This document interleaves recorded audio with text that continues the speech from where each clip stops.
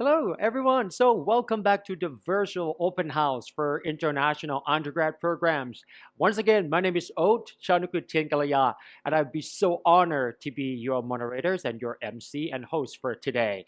So, now, in the first morning sessions, we have learned so much about interesting programs, and now let's move on to the afternoon session. But before that, let me just see who you are and where you're from. So, everyone, if you're ready, let's grab your device, your phone device, and we're gonna ask you through the Mentimeter. So, if you go to menti.com and then enter the code, now you will have to tell me where you are and where you're from so I know if you're still here with us. Okay, let's have a look. So, if you go to menti.com, use the code 4961906. Once again, 4961906. And please tell me where to Japan. Hi, how are you? Very good. I'm so glad that you're here. Thank you so much for attending this webinar. Okay, Thailand. Once again, Indonesia. My goodness, we have some great fan here from Indonesia, Japan. A lot of us from Thailand, you guys. Excellent. That's good. Thailand. Good job. Good job. So, very nice. Thank you so much. So, now let's see Indonesia. Oh, great. Wonderful. And China too. Excellent. See, we have all our prospect students from all over the world, and we're so glad that you're interested in our program here at Chulalongkorn University. We offer more than 17 international programs from 10 faculties for you to choose and select. And here at Chulalongkorn University, we're right here down at the center and the heart of Bangkok, Thailand. You were extremely excited with all of things are surrounded, either the, business area, some shopping centers, and also if you love some great campus life, we offer so much about you. So, okay, Taiwan, excellent, and Malaysia, wonderful. Chile, wow, excellent. That's really nice. From Australia as well. That's great. Thank you so much, everyone. So now, let me ask you, in this afternoon session, we offer so many programs. What or which programs are you interested in? So let's move on to the next one. So the next question, which programs are you interested in? It could be in the morning sessions or in the afternoon sessions. We want to hear from you. Which programs are you interested in? BBA. All right. So now we have a lot of big fan from BBA. Now, right after this introduction, you will learn a lot about BBA, Com Arts, Basai, JRPPG. Very good. Economics. Oh, yes. EBS. Excellent. Psychology. That is excellent. And then political science. Wow. And engineering. Excellent. You come to the right place at the right time because right here at Virtual Open House Online, we're going to talk all about these programs and you'll learn more about this. So stay tuned. If you have any questions, please feel free to drop your question into the Q&A box. However, make sure that you put the program name in front or before your question so our team can answer according to your program that you're interested in. All right, now let's get started. So, our first session for this afternoon session, we'll talk about the program BBA, which is one of the famous one in Chulalongkorn University from Faculty of Commerce and Accountancies. And this will be the video presentation. Let's have a look. Hello everyone, my name is Nataya Taruvekin. You can call me Saya. I'm BBA 25, currently a third year student in International Business major. So today I'm going to help you get to know about BBA Chula more. Next slide, please. So the agenda today will talk about the overview, the academic experience, the extracurricular activities, career path, and finally admissions. So firstly, the overview part. Next slide. So as its name suggested, BBA is like Bachelor of Business Administration. So basically you study about the overall of the business industry, about mainly about the foundation of business. And our BBA Chula program is the first undergraduate program level that is taught entirely in English. And currently we'll have 25 student batches to date, meaning that for the next generation to enter, you will be BBA 26.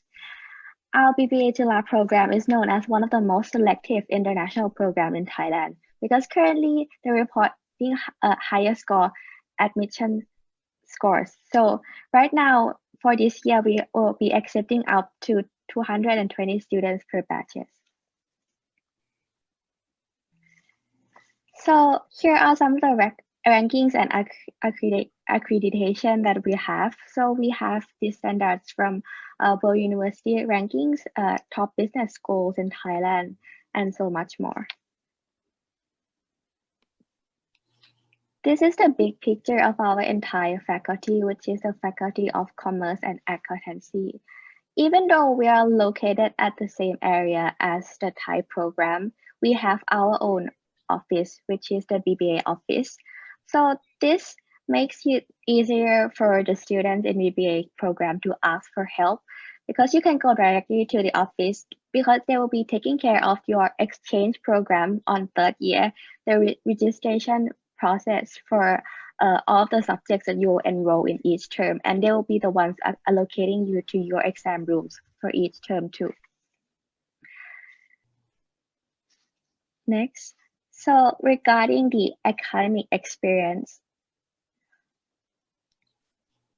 so our program focuses mainly on business management based on theory and practices. So what will we mean by theory and practices is that apart from the intense academic program, we will also have things like financial labs where you can go and actually study in this lab about a principle of investments. We will also have practical subjects like using spreadsheet, meaning that you will be able to get to learn how to become an expert at using Excel sheet. And moreover, our program is a 4-year program, so you'll also get a balance between academic and extracurricular activities. So right now we currently have 4 majors in BBA. And for this major, you will be able to select it at the end of the first year, meaning that on your first year of being here, you'll get to learn about the introduction of basically mostly every subject.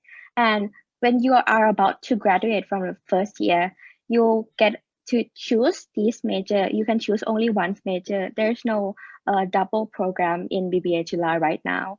However, if you wish to change your major later, you can do so. So our accounting program will mainly focus on helping students to be prepared to be an audit, and like most students from our accounting program will get themselves ready for CPA exam. This also goes to the financial major, which most students will be prepared to take a CFA exam. And for international business, the specialty of this major is there will be the students will have to take third language. So for me, I take Chinese. And for marketing major is a new major, which is very interesting because they are focused on like the basis of marketing, which involves around many group projects. And sometimes the marketing major got a chance to work for real businesses.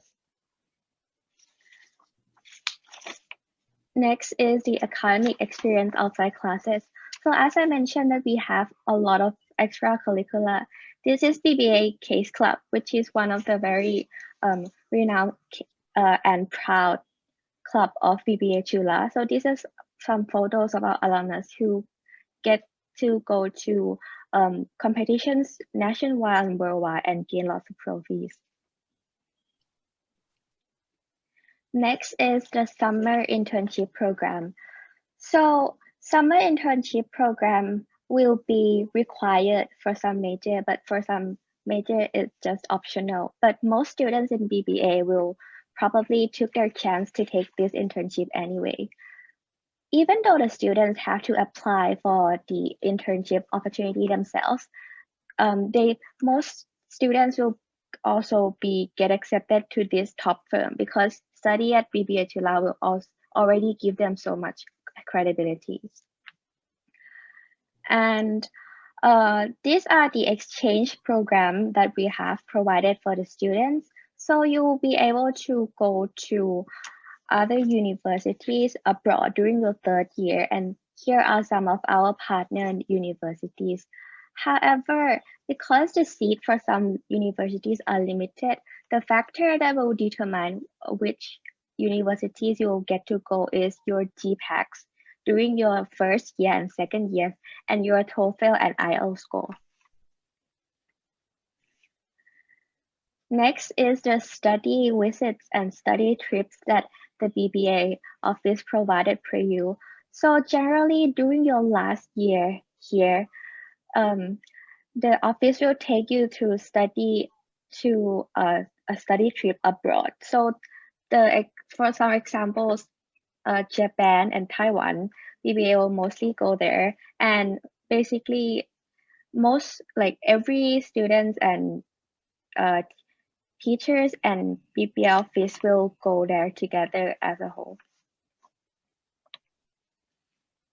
Okay, so about the activities, Chulalongkorn has been known for its activities, right? Once you become BBA student, you can participate in many activities or clubs. There are many university-wide activities that will cater to any interest or lifestyle, such as cheerleading or sport, or if you want to do something academically, there's also activities in clubs for people who are interested in a particular topic, such as startup or investing. The Faculty of Commerce and Accountancy itself also has many activities like Banshee for music and dance lovers, SIFE or Student in Free Enterprise, where you can apply your business knowledge to help local people. However, there are many activities that are exclusively made for BBA students, for example, BBA Camp. Can you go to the next slide?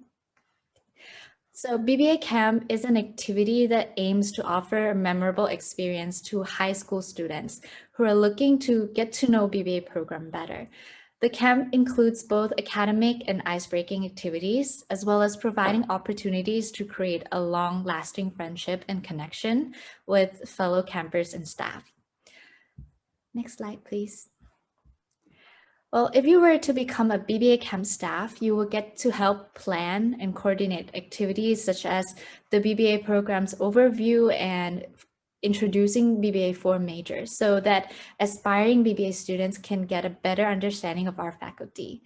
Or you will get to host business simulation session, which aim to provide high school student with fun and real life business challenge and decisions, as well as creating a class simulation to simulate or replicate classroom settings for high schoolers to experience a real BBA atmosphere. And even planning and creating a session to help inspire and cheer up aspiring BBA students. And don't worry if you're not good at something, because there are many jobs for staff to work on, whether it's like activity planning, academic, marketing, welfare, team leading, or finance. And if you want to try something different, you can also even audition to be MC as well.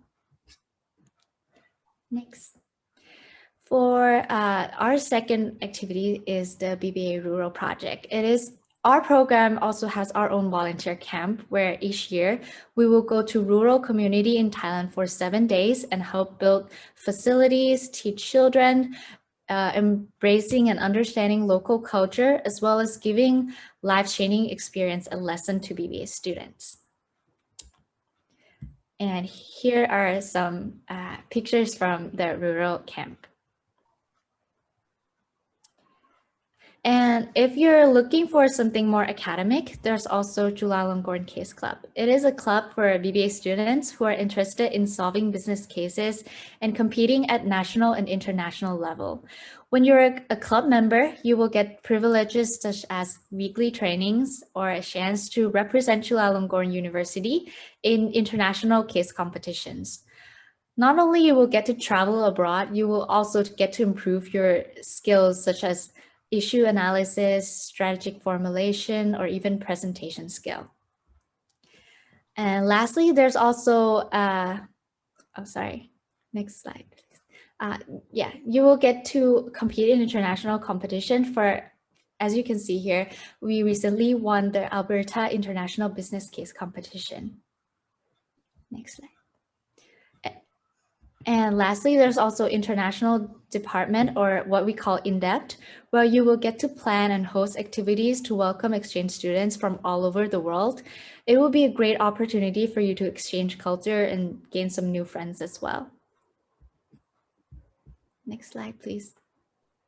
Yeah, there are activities like you can host like Thai language class, or last year they host like som tam class to teach foreign exchange students how to make som tam. More importantly, BBA exclusive students, activities don't just end there. There are many more activities for students in BBA, such as BBA Council, which oversee all activities and creating opportunities for BBA students. Sport teams, such as football, basketball, volleyball, tennis, badminton, that if you are a part of the team, you will get to compete at competitions like Freshie Games or Inter Games. And lastly, Lakhorn BBA, which is a theatrical play created by BBA student, where all profit will go benefit rural project. Now, with all the fun stuff aside, you're probably wondering what are the career paths and future of BBA students, right? There are many things that BBA students can do. BBA students are very versatile, and we could be working in many different fields or different big name companies, working in many different environments, ranging from corporate, SME, or startups. And if you're from accounting major, thank you. If you're from accounting major, you can work on directly in your field, such as accounting, auditing, or being a government accountant, or become a specialist like taxation specialist or accounting consultant, or even starting your own business. Next, please. For finance major, there's many things that you can apply your knowledge to, whether it's a job as an analyst, such as security, quantitative analyst, or investment banking analyst, as well as becoming managers, such as private manager or mutual fund managers, or apply your financial analyst skills as financial consultant. Next, for international business major, you can apply your knowledge on mostly multinational companies, or even like local companies that deal with import and export. You will be able to work in many different fields, whether it is public relation, human resource, or you can become an international business consultant, or even starting your own business. And lastly, for our new major, marketing major, you can work in wide range of jobs, whether it is from creative sides like public relation, content marketing, or digital marketing, or even working on more strategic and business sides like marketing analyst, marketing consultant, or strategic marketing planners. Overall, BBA faculty will give you a lot of opportunities to work at many big name companies and provide you with many opportunities and connection in the future. Hi, my name is Shananton Pipet, or you can call me Tangme. I'm from BBA batch 24, and I'm currently studying as a year 2 student majoring in finance. And today I will be taking you through the admission process of BBA CU. So there are 2 main tracks, which is the track for international students, meaning foreign students or students who have a foreign passport. And the other track is for high school graduates or equivalent of schools in Thailand, including international schools.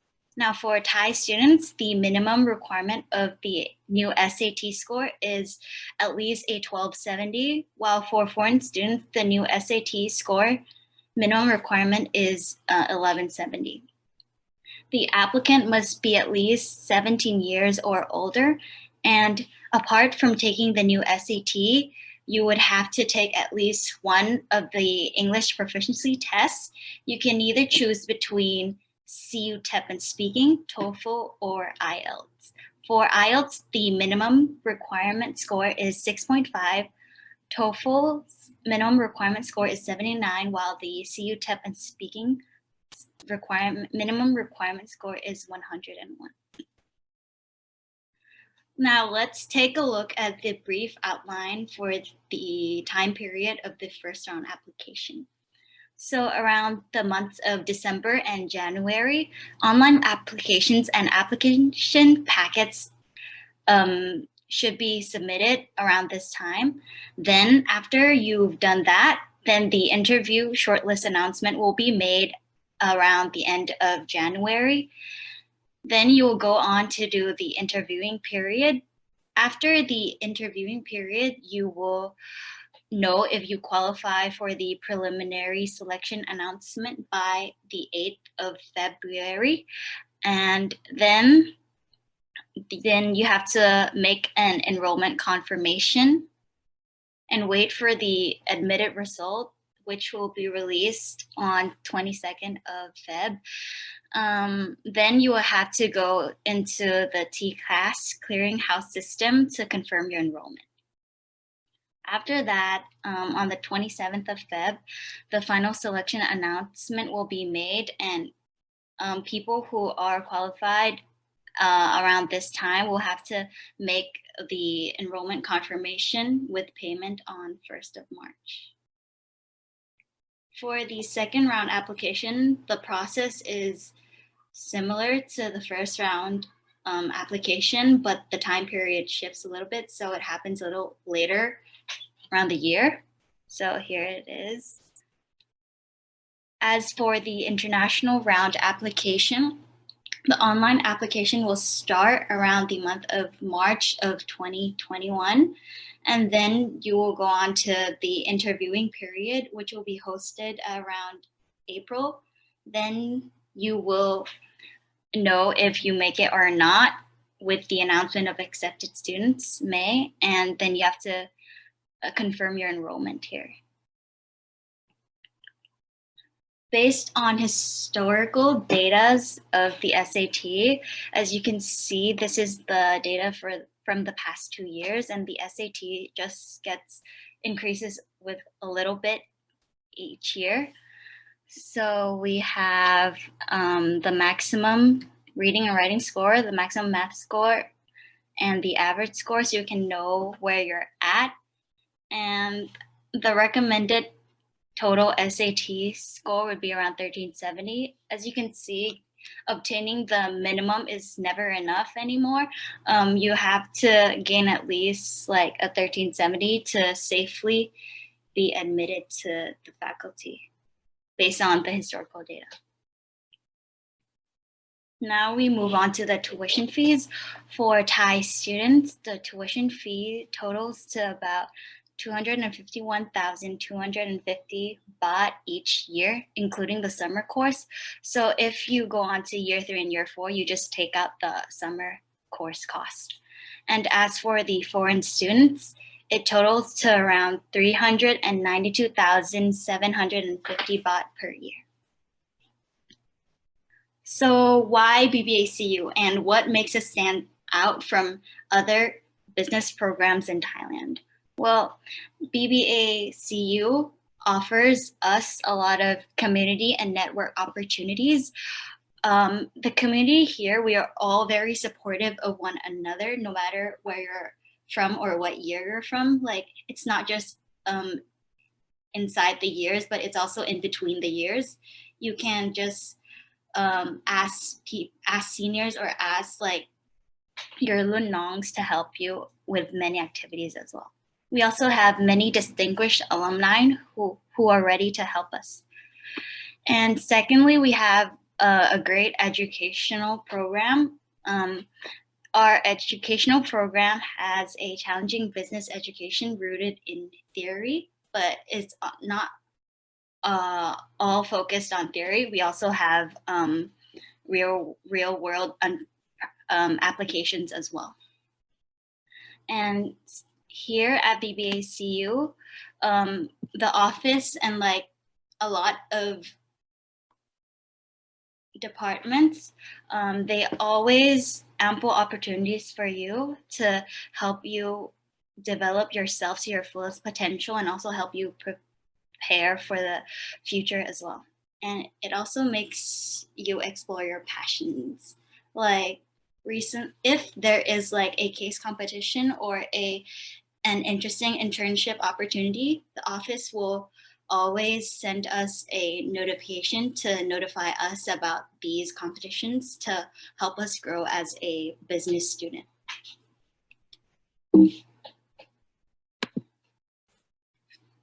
Lastly, what will you get from BBACU? You will definitely gain a head start in your career because we have a lot of connection and exposure with leading firms and industries in Thailand.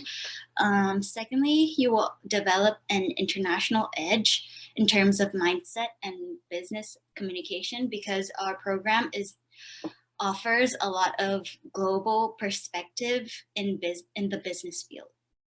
And lastly, you will accumulate the flexibility and grit needed for the real world through activities we offer at BBACU. To those looking forward to becoming part of BBA Chulalongkorn University, I wish you all the best and remember to never give up. Stay motivated, passionate, and determined, and I can't wait to see y'all in the near future. And that is it for the presentation. And if you have any further questions, you can contact the office or ask later on. Bye-bye. Thank you so much for your informative information. Oh my God, that was a great word of advice. Don't give up. Stay motivated and just work hard for it because SAT score for 1370 is very challenging. But I know if you want to really get into BBA, you can do it. And I'm sure you all can do it. I will be your side. Thank you so much. For BBA, let me recap a little bit. Not only you guys gonna learn so much about business world, you can also help the community and also you have a really great connection too. So this will be a great time for you to apply because the first round is right at the corner and the second round is in March. So please prepare all of your paperwork and all the things that you need. Okay, all right, now moving on to the next one. Live here in the studio, we have Kun Thanawadi Thirakunwanit or Kun Anna, and she's from the Faculty of Economics. And this is going to be another great international program for EBA. So she will talk about this program, and if you have any question, please feel free to leave all the questions in the chat box or the Q&A session. Make sure you write the program that you're interested in and following by your question. All right, give it over to Kun Anna. Hi. Good morning. Good afternoon. Today we're going to present you EBA information and we're going to have Q&A later in the session. Can we have the slide, please? Okay, so we're going to start with vision and mission. EBA focuses on three things, which are being a lifelong learner, being ethical, being social awareness, and make sure that you have a broad education and become an all-rounded learner. Next, the curriculum itself separated into three main sections, which is general education, econ core courses, and free elective. So we'll spend 2 years on the foundation, first year on the theoretical foundation, and second year more on the application of those theoretical theories. Then third and fourth year, you have an option to explore your specialties, your field of interest, and you can choose the elective that best suit your interest. And in terms of those interests, we have very interesting courses such as behavioral economics, investment, data visualization, which would cater to those who are interested in data analytics field, and also Chinese economies or economics of war and pieces. Next, EBA also have a lot of visiting professors from around the world and also from practitioners like Dr. Oliver from minor food. He's a VP in strategy management. Nonetheless, we have like Dr. Jürgen Brauer from Augusta. Next, beyond classroom, how is EBA better than any of other courses out there, or how is it interesting for you? So we have one of the best exchange program in terms of schools. We have schools in Europe, school in the US, school in New Zealand, Australia, and Asia. One of the top schools that we have is in US, UC Berkeley, Erasmus University College Rotterdam, and for example, Leuven in Netherlands. Next is on extracurriculum. We have field trips for the students, both overseas and domestics. Our EBA overseas trip, which is one of our highlight in the EBA program, is that we're going to take students to around 1 or 2 countries in week 3 or week 4 of May, and we'll visit our university partners, experience more culture, being exposed to more diversities, and have fun with your peers in the class. And the cost will be partially subsidized by EBA. So these are the examples of the overseas trips we have been. So for myself, I've been to Germany and Czech in 2019, and the previous year they went to Sweden and Denmark, Germany, Switzerland, New Zealand, Belgium and France, and Italy and Swiss. And in terms of student clubs and societies, we have several clubs that could be interesting to you, such as Rural Development Club, Debate Club, Music Club, Environmental Club. But each club, even though there might be none that is interested to you, but EBA is very open to creation of club. All you need to do is be open about it with EBA. Go ask them for their fundings, for their support, and I'll show that they will support you as much as they can. And next, in terms of EBA scholarship, we have 3 main scholarships, 2 main scholarships and 1 financial assistance for our students. Our fellowship is up to 10 fellows a year or a batch. It will be entirely program tuition fee waiver, which is $84,000 a semester. If they maintain the best score, and they will have a responsibility over being teaching assistants. And in terms of assistance scholarship, it is provided to year 2 to year 4 of every year. The registration would be annually, and you can be helping the EBA office in terms of alumni, career services, promotion, media, social contribution, depending your interest, and you can register accordingly to that. And lastly, in financial aids, it will be case by cases, but all you need to do again is talk to EBA and make sure you be frank to them. And that is it in terms of a presentation. Now we're going to have a Q&A session with our moderator. Okay, well, thank you very much, Anna. So, what about the admission process? When is the first round? When is the second round? Can you speak a little bit more Well, about that? in terms of admission process, I think we are at around the corner, but I do not have that information in hand right now. So what you can do is ask those questions below, or check the information on our website in eba.com. That's great. And then another question from our audience: is this program difficult? Oh, I think in terms of difficulties, it would be depending on the student and depending on the course you take. So for example, if you are interested in investment, we have a course called Principle of Investment and Securities, which are very challenging and very fun. I took that class myself. I enjoyed the course the entire semester, and I learned so much from it. But again, it depends on the student itself and the course you take. Wonderful. Thank you so much. And let's see. Do you say, is there any internship opportunities throughout this program with the partnership? Okay, so EBA would help us as a facilitator. So, for example, firms will contact EBA if they have some internship openings, and then EBA would relay those messages to us. And what do we need to do as a student is that we check on those links, read on the details, and apply to those internship ourselves. But definitely, EBA help us facilitate those transitions very helpfully. Excellent. Thank you very much. And what about some experience, being the Chulalongkorn University student here? Because a lot of our students are from over the world, not right now watching you. So any tips, advice, or any great experience can you share with us? Yeah, definitely. So as a Jula student, you definitely need to join all the clubs that is provided in Chulalongkorn University. For example, I was being vice chairwoman and director of relation management for AUS, which is one of the academic seminar that we co-hosted with NUS. And that's clubs like CEO club or AI club that is in July as a main July. So you should definitely go join that and find the club that best suit your interest. But in terms of more fun stuff, you can go.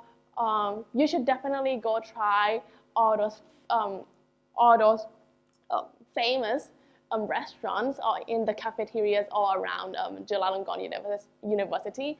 And one more last thing is something that I like to do myself is go feed the fishes in the pond in the middle of Chulalongkorn University. You'll see so much fishes and some birds as well. Okay, wow, that's really interesting. Thank you so much.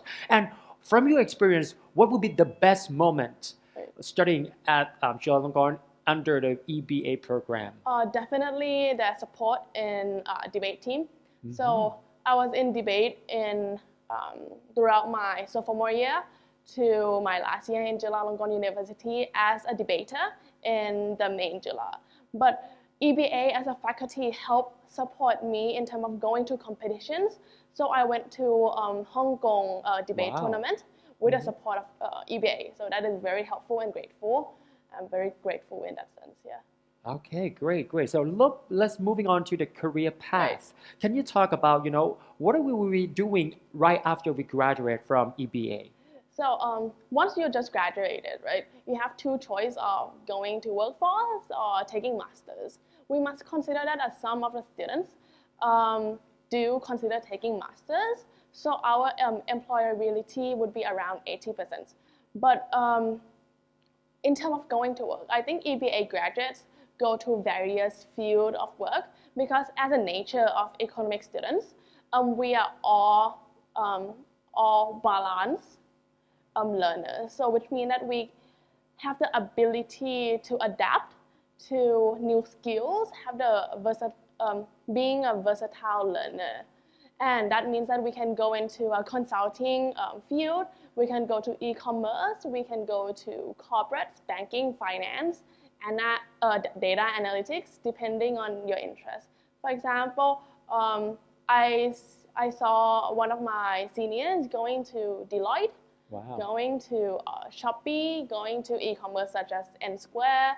I think if you have the will to go into those firms, I think EBA would provide a good foundation for you to achieve those dream jobs that you're looking forward to.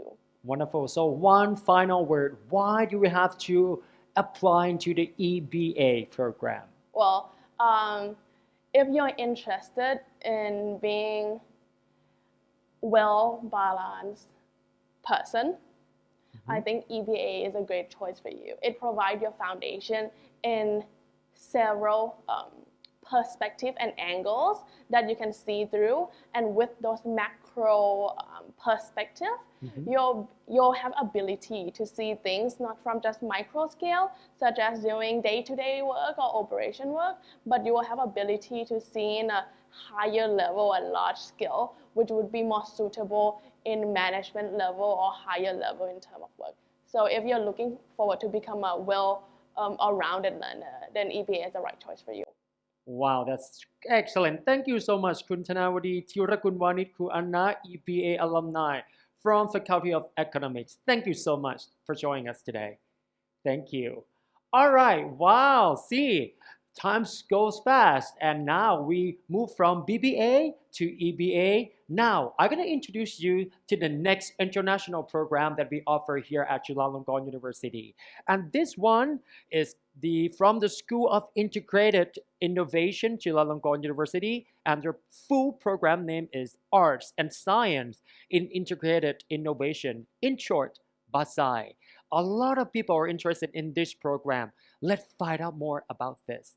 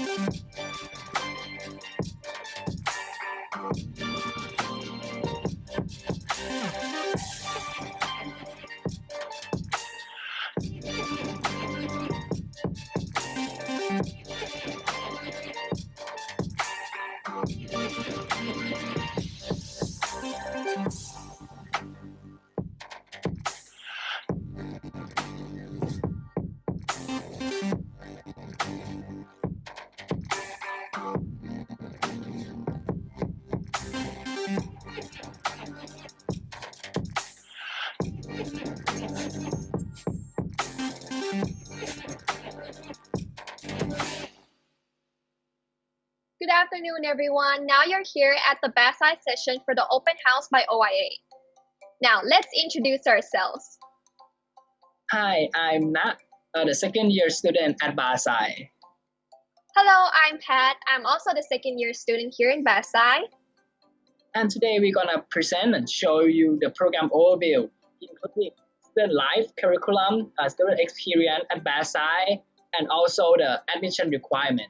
So let's start off. So many of you guys may not know our faculty's full name yet, so let me just tell you guys right now that our faculty's full name is Bachelor of Arts and Science in Integrated Innovation. So now let's get into the content. So our school's vision is to guide students to establish themselves as leaders in the 21st century by emphasizing project-based learning. Throughout the 4 years in this program, students can obtain knowledge in both core business and core technology, as well as the 4 specializations, which include health and well-being, sustainable development, inclusive community and smart city, and also digital economy, AI, and robotics. Nat will touch upon each of them again in later slides, so please stay tuned. And moreover, BASI really encourages students to become 21st century entrepreneurs. So BASI arranges students to initiate their own startup idea along with a mentor program since first year. So many might be wondering what kind of jobs BASI students can do after they graduate. And here are some. We could potentially become an innovation entrepreneur, social transformer, technology innovator, and professionals of the digital age. However, since BASI offers a variety of classes, we could apply and use those knowledge or skills to apply for other jobs as well. Okay, next is BASI curriculum. You have to study at least 126 credits for at least 8 semesters, which is 4 years, and at most 16 semesters, which is 8 years. And I wish all of you would study only 4 years here.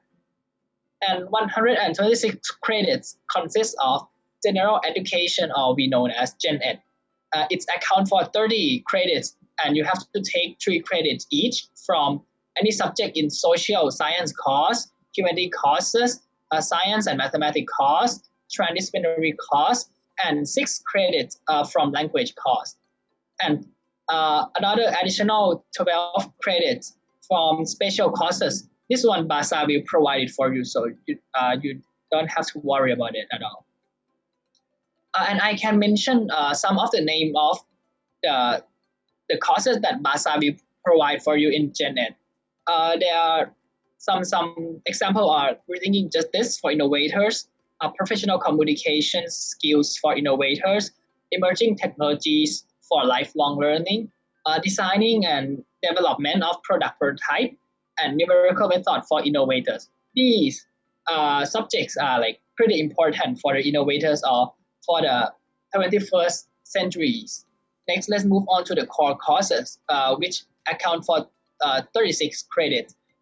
BASI have two types of core courses, which are core technology and core business. Each of them account for 18 credits. So for core technology, you get study mathematics for applied digital intelligence. As you know that mathematics is basically the foundation of like many technologies. So it's good to study these courses. And introduction to computer programming, introduction to multimedia and computer networking. This course basically study about like how network works, how internet works. Data structure and algorithm, cognitive human factor in design. This course is basically study like how human perceive the information and how you should design one thing by using how human perceive like information or see things. And the next one is apply artificial intelligence. And for core business, you get to study entrepreneurship management and social entrepreneur enterprise, financial and accounting management for technology business, marketing, brand, sale, and velocity, technology innovation management, digital operation management, and business modeling for digital transformation, which are good for like innovator or if you wanna doing some business or working on this side. And for the third one is project and specialization. It's account for 54 credits. For the first one is a project. Every semester we'll have at least one project course to let you explore, create, and do your own project with the help and guidance from the professor. The next one is, and for the project, it's account for 30 credits. And for practice, it's account for 6 credits. It's include of independent study, exchange program, and intern with selected or verified company from BASI. And another one is specialization. It's account for 18 credits. And it's hard for specialization that you can choose. It's about health and well-being, inclusive community and smart city, sustainable development, and applied digital intelligence.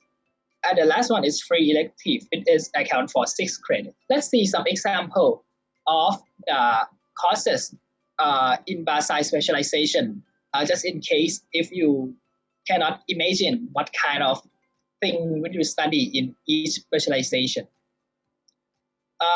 For example, for health and well-being, some examples are food and drug technology for well-being, sport, exercise, and lifestyle, and innovation and futures trends in cell and molecular biology. And for some example of the courses in inclusive community and smart city are introduction to smart city and urban development, smart city information management, and smart mobility. Next is sustainable development. Some courses are technology globalization and sustainable development, climate change from science to action, and sustainability in public service. And for applied digital intelligence, you will study something about big data and analytics, introduction to machine learning, like deep learning, and AI and robotics for industrial applications. So in BASI, how do we gain knowledge or gain experience in BASI? Here we have like a lecture and discussion. It's like professor will give us a lecture and we have some discussion in the class. And next one is project lab assignment. Here, as Pat told you in the previous slide, that our faculty is project based. So they will have a lot of project, like most of the subject will have at least one project for you to explore and create and trying to like doing teamwork things, practice your teamwork, practice your leadership. So you will learn to project too, and also the lab. But most of the labs will be on core technology like programming, data structure, something like that, that will have a lab assignment for you to do and to work on it.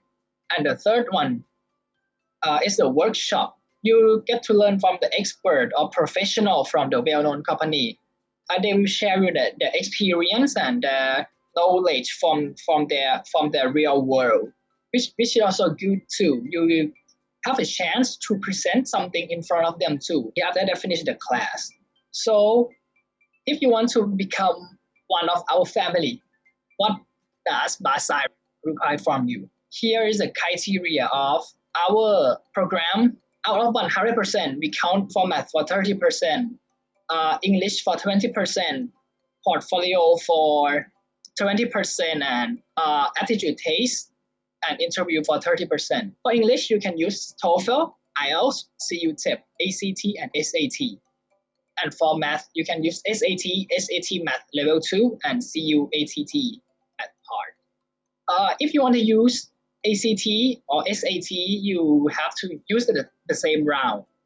The score you apply should be the same round. And I can guide you a little bit in the portfolio. The upcoming year, Versailles will provide a template for applicants, but there will be one dedicated section for creativity and innovation. The thing that Versailles will require from you in the portfolio will include executive of your profile, education background requirement, mathematics and English score, which is like here, TOEFL, IELTS, CUTEP, ACT, SAT Math Level 2, and CUATT Math. Language. You should specify the language that you know and the level of proficiency. Like you can write like you're native, you're professional, or you can use it a little bit, something like that. You can in the template, we also require you award and competition in your high school, a project experience in technology, like scientific or art and design, or business, or social community projects, and also the internship or work experiences, extracurricular activities such as like events or special talents like sports, music, theater acting, like etc., like something like that. And next is overseas experience, like you ever gone to exchange program, or have you ever done an internship? You have you ever done an international workshop, go to summer camp, something like this. And your continuing education, like short courses, have you ever taken, or certificates? And the part that you can explode your creativity is like creativity and innovation ideas. They will let you like think about one innovation that can solve the pain point of the global society. You can show it there. And they also require your photos and supporting documents, including photos with short description of your project work, activity, experience. Yeah, you can also provide a link, any form of digital media, animation, video, film, also the link from online platform like YouTube, Instagram, or blogs. You can do it because it's an e-portfolio. And you should sell yourself in these dimensions as I mentioned. For the attitude, taste, and interview, as I mentioned, it's account for 30%. In the round of 2021, they will do it online because of COVID. But basically, and like normally, we do it at the faculty. And attitude taste, it's the taste that Basai provide and created ourselves, and also the interview too. And the next one is Basai student admission score. This one, I think a lot of you also interested, like what score is the average score, or I will get accept if I got like these kind of score. So the first year that we opened this program is 2019. The minimum score for SAT Math level 1 is 590, and the maximum is 790, and the average is around 700. And for the year 2020, which is last year, the SAT Math score goes a bit higher. The minimum is 610, and the maximum is 800. and the average is slightly higher, which is 714 around that. And for the year 2020, we opened SAT Math Level 2 too, and the average of SAT Math Level 2 is 730 around that. And for the English, and the first year, the minimum score is 5.5 for IELTS, and the average is 6.5. But for 2020, as Basai said, international program, so the minimum score come a bit higher, which is 6.5 and the maximum of 8.5 with the average of 7, band 7. And for SAT, evidence-based reading and writing, for 2019, minimum score is 440 and maximum is 730 with the average of 542. And in year 2020, the score also come a bit higher with the average score is 566 with a maximum of 770 and minimum is 500. For each semester, you have to pay 221,000 baht, which consists of the program fee of 195,500 baht and the Shula fee, which is 25,500 baht. For 1 year, you have to pay 442,000 baht. This one is summer excluded. Or if you have to enroll for the summer course, you have to pay in total of 493,005 baht. We have to say that the reason that our tuition fee is competitive like this is because we have to maintain the collaboration with the prestigious institutions. For example, like UC Berkeley, you have to pay them a lot to maintain a partnership with them each year and to send Basai students. And Basai also really plays an importance on recruiting high-profile professors to the faculty in order to give the student the top-notch experience and knowledge. So the collaboration with top overseas universities and professors are the main cause of the tuition fees here. However, Basai also provide award and funding for the students. Basai will give like 100,000 baht of award per semester for 10 students with the top rank academic for performance with GPA. We here at Basai, we won't use GPA X. We don't use accumulative GPA because we want to start off fresh for every student to have new chance when they start a new semester. For example, if you did not well in the first semester, for example, if we use GPA X, but we did not, so like if you did in the first semester like badly, and when you come to this next semester, you will think like that. I won't have a chance to get the award because my GPA X is bad, right? But here at Basai, we don't do that way. We will see the performance in each semester.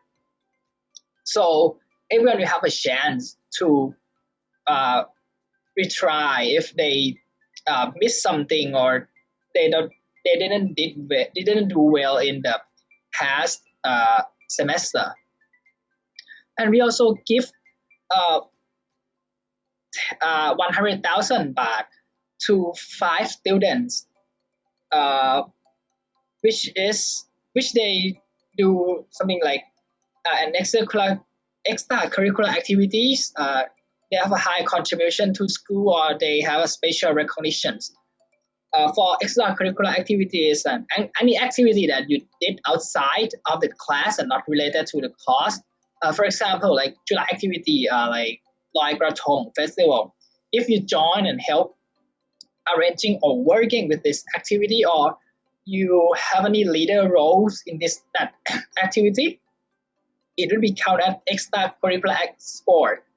Or another thing is joining student council, it will be counted too. And for the special recognition, is it an award or competition that you obtain outside the school? You have to write like an essay, like why you should receive this award. And for project funding, the first one is industry. It's the industry outside the school, like you do project for them and they fund you. Basai also fund the student too with up to 40,000 baht based on the proposal, which means that you have to submit the proposal to ask for the funding to do the project. And next, Pat will touch upon our facilities. And after that, Pat will also talk about the activity and student life in Basai. So thank you, Nat. Now we'll be talking about the facilities that we have here in Basai. So just to clarify, we're here at the Jamturi SIP building, and we currently have the 3rd and 4th floor to ourselves. Okay, so now let's just have a quick tour of some of the facilities here to just give you a glimpse of how it is like. Enjoy the video.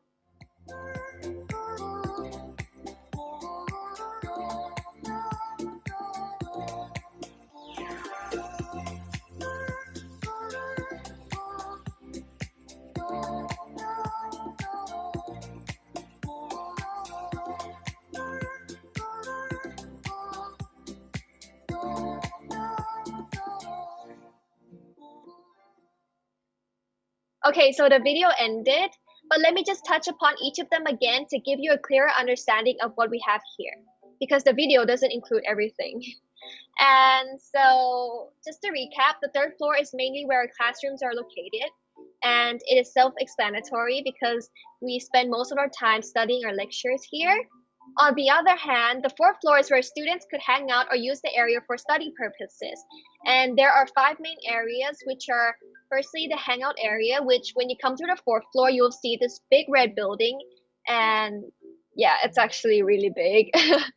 And secondly is our workshop room, which we use for meetings, group projects, and also events. For example, our Christmas party event, we also use this room. The 3rd room is the student study room, and we use this to study, but we can also hang out there.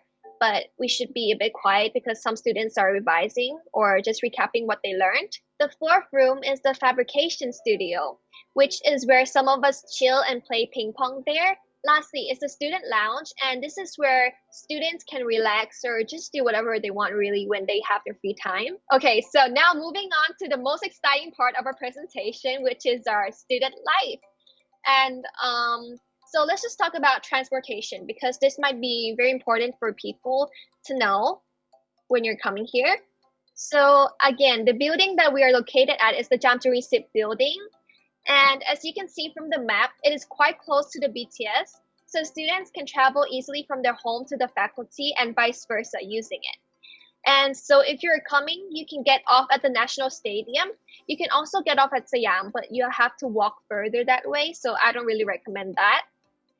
And or students can choose other ways to come to the faculty. They can come by private cars or whatever they like to choose. Next is the places near our faculty. These are the places that are pretty near our faculty. So this is where most of us go during our lunch breaks. And normally our lunch breaks are 1 hour, but it could be longer than that. It depends on what subject you're taking or what day it is. And so from the left top to right bottom, we have MBK. It's very, very close. You can just take the skywalk and then it'll basically just reach MBK right away. And we have Sonlong Square, Honai Jila Cafeteria, Im Park, and Jilapad 14th Cafeteria, which is basically the dip cafeteria. So Nat, where do you and your friends mostly go for lunch break? For me personally, I mostly go to Honai cafeteria or dormitory cafeteria. The food there is pretty cheap, like real cheap, and the taste is also good, and it's also like really close to the faculty. It's only take like 2 or 3 minutes walk from the faculty. It's pretty close, and so I can have a lot more time to sit there and like have a chat and slowly enjoying my lunch with my friends. Yes, that's the the place that I go the most. Yeah, what about you, Pat? Where you usually go for lunch? So my friends and I like to go to, different places. But if you're asking, like, for example, what kind of cafeteria we like to go to most, I'd recommend the Jilapat 14th one. I think the food there is also really good. And it's quite on the cheaper side, so you can save money, if you go there. But if you're like feeling you want to eat Korean food or like Chinese food, you can go find it like in Im Park or like Swanong Square. I think those restaurants are also very good. So you just gotta explore around. MBK is also good, but if you're a Basai student, you're gonna go to MBK a lot, and yeah, it's gonna get a bit boring after a year or so. So yeah, I guess it really depends on the person, but yeah, that's for me. Okay, so next. After talking about food, I'm actually pretty hungry. Okay. So as we mentioned before, we said that there's like a student study room where students can use. But if you don't want to use that, you can also go to the library. The library is actually in our building, so it's very convenient. But the perks of using the library is that you gotta be quiet because it's a library, people are actually studying or reading books. So if you want to find an alternative where you and your friends can like actually talk a bit more, I recommend the Too Fast Coffee. It's also very close to our faculty. It's like right beside Sasin. So yeah, you guys can go have a look when you're around here. Although Basai is only in its second year since launch, students have worked very hard to establish faculty clubs and activities for other students to enjoy life outside the classroom. And now we currently have many actually. So one of the first ones I want to mention is the Basai camp, which the 001 students got to go to Pattaya and did so many fun activities there. But unfortunately, we haven't held it this year because of the pandemic.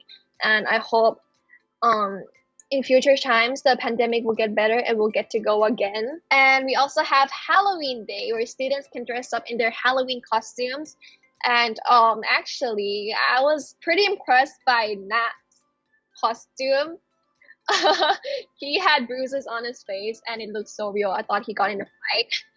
And yeah, we also had a Christmas party this year where we had like drinks, food, and also ice cream. And we also had games, which the teachers also played, and it was really fun to watch them.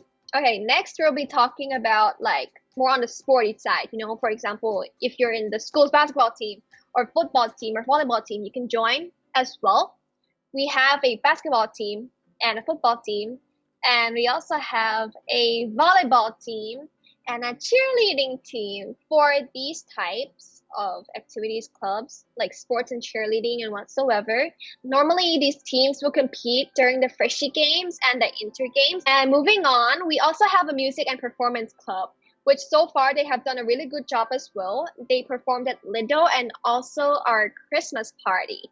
And lastly is the Sai Smile Club, which they help fundraise free surgery for the people who have cleft lip and cleft palate.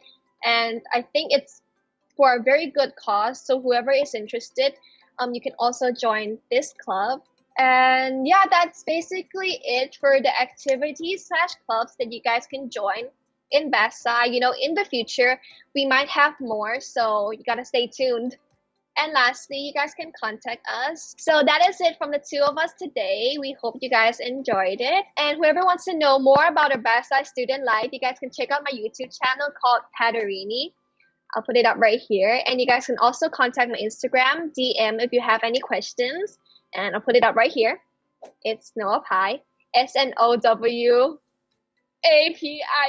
Snowapie. And now, your turn. Okay, and for me, if you have any questions about Basai or you want to know what do we study, how do we what is our lifestyle, you can contact me via direct message on Instagram. Let me show it up here. It's @_WSPNA.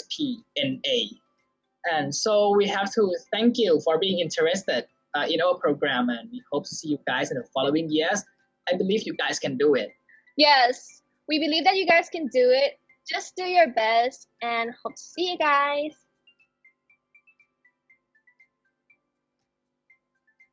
ขอบคุณครับ ขอบคุณค่ะ thank Thank you you. Bye bye bye. bye Well, thank you very much. That was really nice. Thank you so much, Poinery and Bosapat, for giving us some information and overview about your program, Basai. But you know what? Sometimes you have some questions right away. And by the time you're going to and try to get into Poinery and Bosapat, maybe it might be a little bit too late. So, right now, here with us, we have um, our professor, Dr. Parinya Chem Nasiri, live with us here. So, hello, Ajahn. How are you? I'm Hi. great. I'm doing great. Yeah. Hi. Hello. Hello. How are you doing today? Yeah. Pretty busy. Yeah. We are about to start the semester.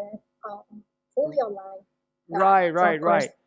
Okay, well, that's great. That's great because this is the time slot for the Bazai, and we start the program a little bit early. So if some of the students are just get into this Zoom and they want to know about the highlight of this program, can Ajan share with us a little bit about your Bazai program, please?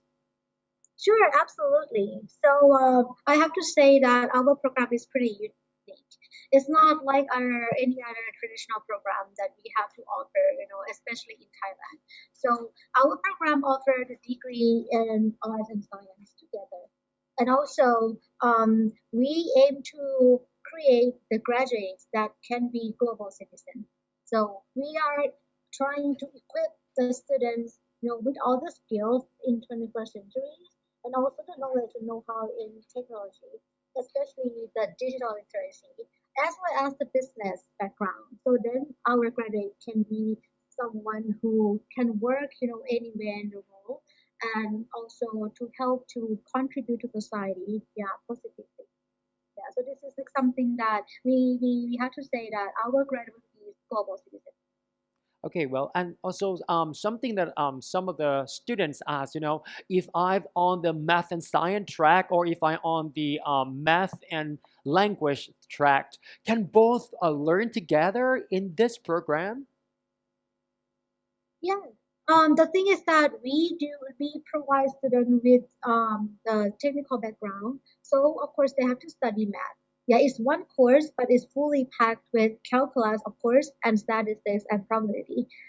And also they have to study finance. For the language one is part of the program, so they have to take at least two languages, like the course. So it's the art part, and it's not only the language. It's also like other skills like creativity, problem solving, critical thinking. So these will be provided as the general education courses. So it has to be blend. Yeah, this is what we call transdisciplinary. Okay, sounds good. Thank you very much. And now this program is becoming more popular. So, and some students ask, how can they increase their chances of getting accepted? Any tips from Ajahn?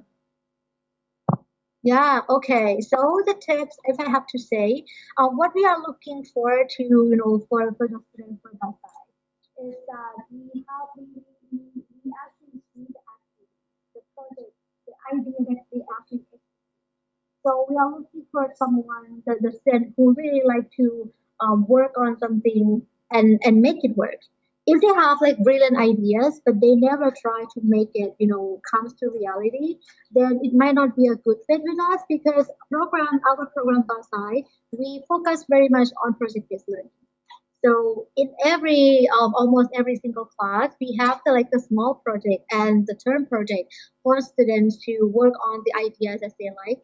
And this is something that reflects from the nature of the program and also the student that we would like them to make their dream happen to reality. Yeah, so the tips would be if you ever have any experience in any kind of project like business, science project, anything, or even like if you have like your website or YouTube channels, you have to include this in your portfolio. So during the time when we interview you, we're gonna ask you this question to assess that you have like the good traits and something that we are looking for. Yeah. Okay, what's speaking about the interview? So, is there any tips for preparing for the interview with you? I have to say that the interview would be very short. usually like 12 minutes. Yeah. I see. Of course, sometimes could be just 10 or maximum no more than 15 minutes. But so you have just little amount of the time to sell yourself to us. So the tips would be since you know that these are the type of the student we are looking for someone who actually did something or try to make your dreams happen.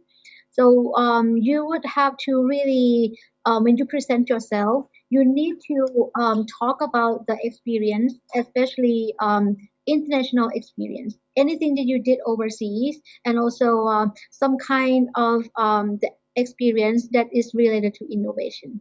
So these are something that we really focus, and then we're gonna ask you more questions to see if you are aligned with our program, so then you can enjoy your time when you study with us and be successful after. Wow, that was a very helpful advice. Thank you so much, Ajahn. And also, some of the student counselor also asked me about. So, since you've been teaching in this program for quite some time, can you see the characteristics of the students in your program? What are they like? So the school counselor can suggest, certain students who fit into your program to apply into your program. So please give us some advice. Yeah, sure. Our students are very unique. Yeah, since we aim to create global citizens. So our direction is to have at least 30% of students would be from overseas, and then 70% of the professor are foreigners. So this is something that we would like to provide to our student a truly international environment. So the student that we have right now, they are pretty, they have the international mindset, and most of them are from international school. So they are a bit different than, I would say, like the culture and character different from Thai student or student who are from Thai school. They like to do activities, and they don't like to just sit in the classroom, listen to the lecture, and take traditional exam. They are looking for some kinds of activity and assignments and opportunity to learn outside the classroom as well. Oh, So wow. the students we have so far, like the two batches that we have, they love so much to create something on their own and to work on some activities, and they would like to really voice their opinion. Yeah, so they're not. I would say some of them would be a bit quiet, but majority of them would like to speak. Oh, Yeah, I see. and the thing that they have to do, which is the beginning, is that they have to present. There will be a lot of presentation along the way in the coursework. So Yes. ours then would be, I have to say that they know it by heart. Yeah, they present, and they have like the public speaking session, in many of the courses. So they will be really good at presenting, pitching, and yeah, all Right. kinds of business model. Wow, that was great. That was great. Thank you so much, Ajahn, for giving us some, advice on that. So basically, they need to be a little bit more outgoing and very open-minded, and it could be independent learner who have some strong Yeah. drive, okay, to help the Mhm. community, the global community. That was excellent. So now I have one question from our prospect student, and he or she asked, are aptitude test and interview combined into answer those? So Yes, I'm not yeah. sure about So the answer. yeah, this time just like the I think admission round last year, since the COVID-19 pandemic like hit us, we have it all together in the we call it attitude interview session. So Yes. that would be the process that we have after um, we accept your applications. So for the attitude test, it would be combined. We have like three questions at least in the each of the three categories. So that would be technology part, the science part, business part, and also the art and design thinking part. So each for the three aspects, we're gonna ask the student at least one question in each field. And then the section like this would be combined in the interview session. So what you're gonna do is that, of course, we looked at the portfolio. and then related to the experience or anything that our candidate put into the portfolio, we're gonna ask the three aspects that that is based on the context that they give, yeah, in their profile. Thank you very much. Okay, and the next question from our student is that do we use all project-based learning method in all classes? Do you have any suggestion or Ah, any answer for yeah, that? sure. Most of the classes, I Okay. would have to say most of the classes. Mm-hmm. Why? Because I would have to say 90% of the courses would be project-based learning. Yes. The rest that we didn't mention to be project-based are the courses that offer the foundation of the knowledge. For example, math and finance, Mm-hmm. something like this. Yes. And also computer programming, instead of the project-based learning, there will be like a small project in a lab, yeah, other than the team project or the term project. Yeah. So these fundamental courses, we would like to provide students with a solid background. So that's why instead of a big project or term project, we give them more like a small assignment, so then they can learn little by little and like establish the foundation to make sure that they really understand everything, and so then they need a good ground before they can once they have the foundation in this, then we introduce them to the project-based learning, like the term project in the specialization courses, for example. Mm-hmm. So then they can utilize the knowledge that they built for a good foundation to work on the project in the topic that they are interested in. I see. So talk about the course curriculum a little bit, Ajahn. So from year one, did you say that you lay out all the foundation? And what are the year two and year three and fourth year and the third and fourth year look like in terms of the curriculum? How did it build up? Would you share with us a Yeah, little bit on so that, please? sure. So the foundation of our program would be based on, I have to say, two main core. The first one is technology, as I told you before, and the Yes. other core is business. I And see. then we provide them with a foundation in 21st century skills. So that would be the Gen Ed courses. Since the very beginning, the first semester of the first year, they get to study Gen Ed. Yeah, Mm-hmm. two Gen Eds, for I see. example, on the Yes. first year, along with the math and finance courses. This is like the foundation. And then they get to study marketing and a little bit, more Gen Ed, yeah, of for the school provide. And then starting from second year, they get to select the specialization courses that we have four tracks. Yeah, four track. It's really came from the global trend that is something that we need to, the market needs people in this area to solve the world problem. So it ranges from health and well-being, smart city, sustainable development, and also AI robotics. Yeah, it's just like applied digital intelligence. So Wow. in this four track, it's not like a fixed major. So the student can select the courses in among the four tracks based on their interest. So it's not that they study AI and they have to take all the AI courses only. No, it's not like that. Yeah. What we aim to provide students is the courses that they can utilize the knowledge, that they gain to work on the project that they want. So it could be any courses among the four tracks. And this one, they have to study at least 6 courses. If they want to study more, then it's fine. So starting from second year, they have to take these courses. And then third year, we offer them the exchange program. So the exchange program would be, a one semester that our student can pick the university to study abroad. And then also with the internship, if some student doesn't want to go outside of the country, or if for example, we have the COVID-19, they can choose to go for internship instead. I And see. the internship that the school approved would be multinational company that has the innovation department, something like this. Yeah, so they can also choose to go for internship instead of the exchange program. Because as I mentioned before, we would like to create global citizens. So part of it, we need to make sure that our graduate would have international overseas experience. Yeah, and then fourth year, actually they should finish the coursework already, by the end of third year. But if they want to take additional courses, then it's fine. But if not, then the fourth year would be just a project, and they don't have any coursework anymore.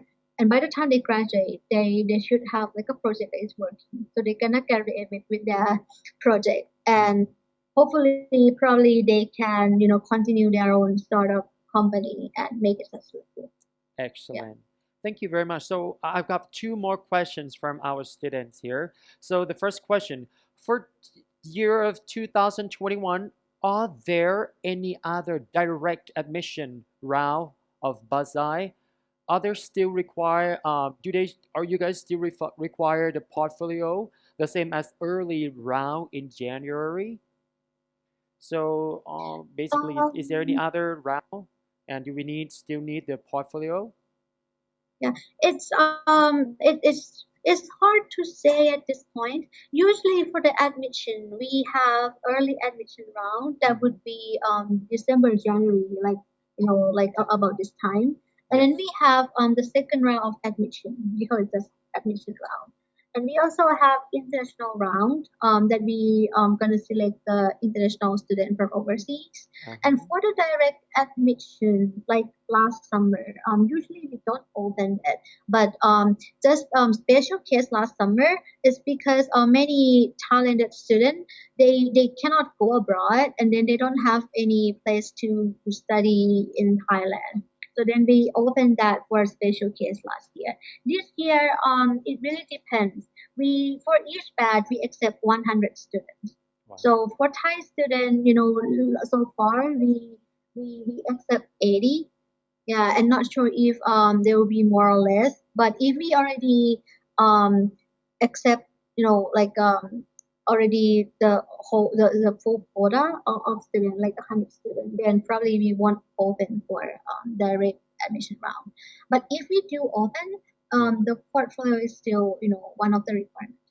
Very good. Thank you very much. This was very clear. So one last question, and I think they're so worried about the test. They say, is there any materials that you recommend to help preparing for the test?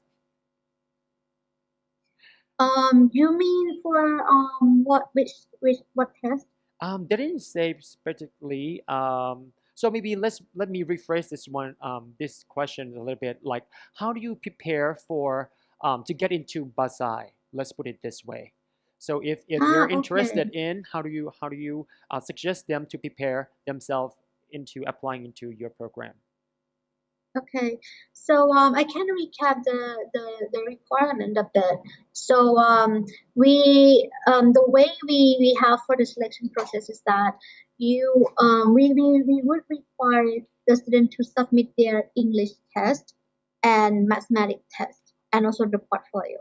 So for English test is 20%, Mhm. mathematics test is 30%, and Yes. portfolio is 20%.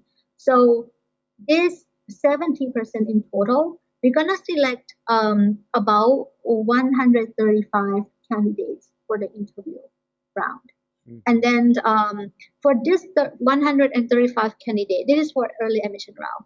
We're gonna when we select the 135 candidates, we're gonna select them actually for this one based on the 70% score of the English, math, and portfolio score, right? Mhm. And after that, for the interview and aptitude test together, 30%.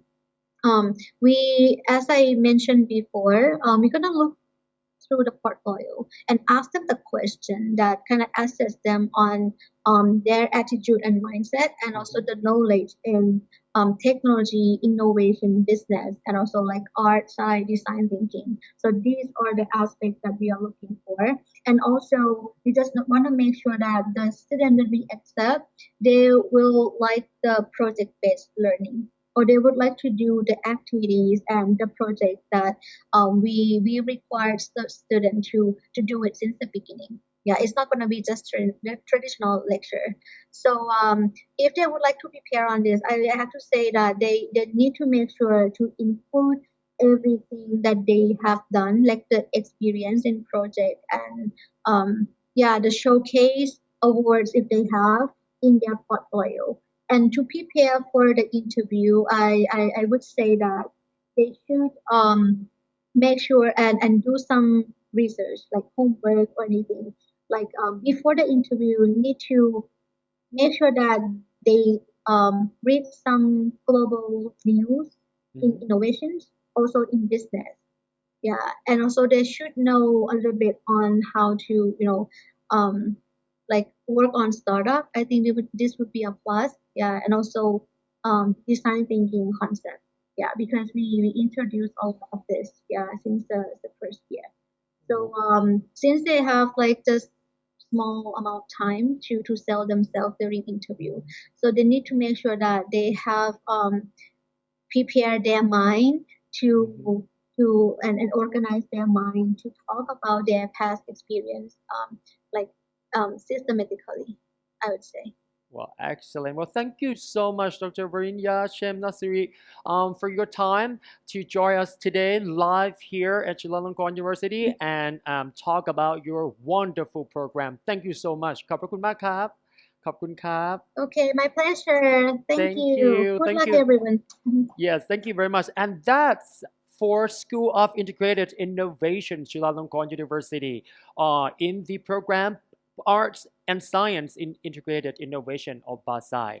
Wow, you got a lot of insight, informations about this. So don't be worried if you cannot, come back and listen right in time. We have the relearn for you, so you can just go back and watch it again and make sure you really understand.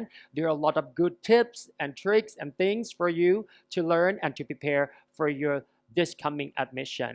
Alrighty, so now it's time for the Faculty of Psychology. Now we're going to talk about the Psychological Science or JIPP. We call it in short JIP program. And what is it all about? What do we need to prepare for?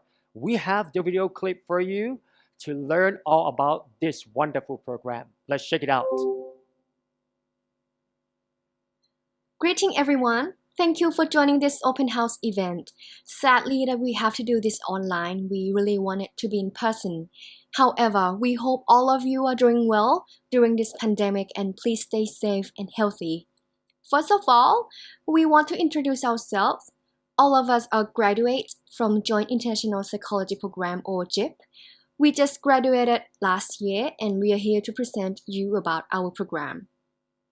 I'm pretty certain that everyone has heard about JIP before. We all know that JIP, as already written in the program name, is an international psychology program. But there are actually more details about it, and we will go through all of those details together. Joint International Psychology Program or JIP is the first and only bachelor degree program in psychology at Chulalongkorn University which directly partners with an overseas university. Our partner is the University of Queensland, Brisbane, Australia, and we have been partners for 10 years now. Having an overseas university as a partner in the program allows students to transfer their credits from one university to another one in order to study and graduate from both universities. Since we are a joint program with the University of Queensland, JIP students get to study at both universities. Within 4 years, the program provides double bachelor degree in psychology. The first one is Bachelor of Arts in Psychology from University of Queensland, and the second degree is Bachelor of Science in Psychology from Chulalongkorn University. Our program's main focus is behavioral neuroscience. It is actually a leading field in psychology at the moment. Next, I'm going to talk about JIP study structure. In this section, I will replace universities' names with abbreviations. So please take a careful look here. Within 4 years of studying, the study structure is separated into 3 parts. Part 1, studying at CU in Year 1 and Year 2. And after JIP students finish their second year courses, they will move to Part 2, which is studying at UQ.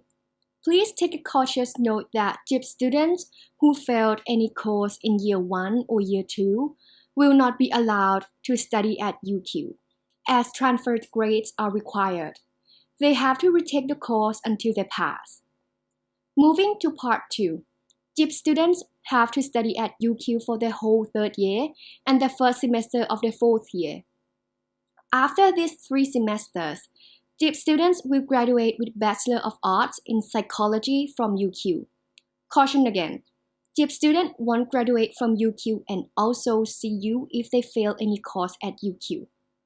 Lastly, after UQ graduation, JIP students have to come back to CU and study their last semester here.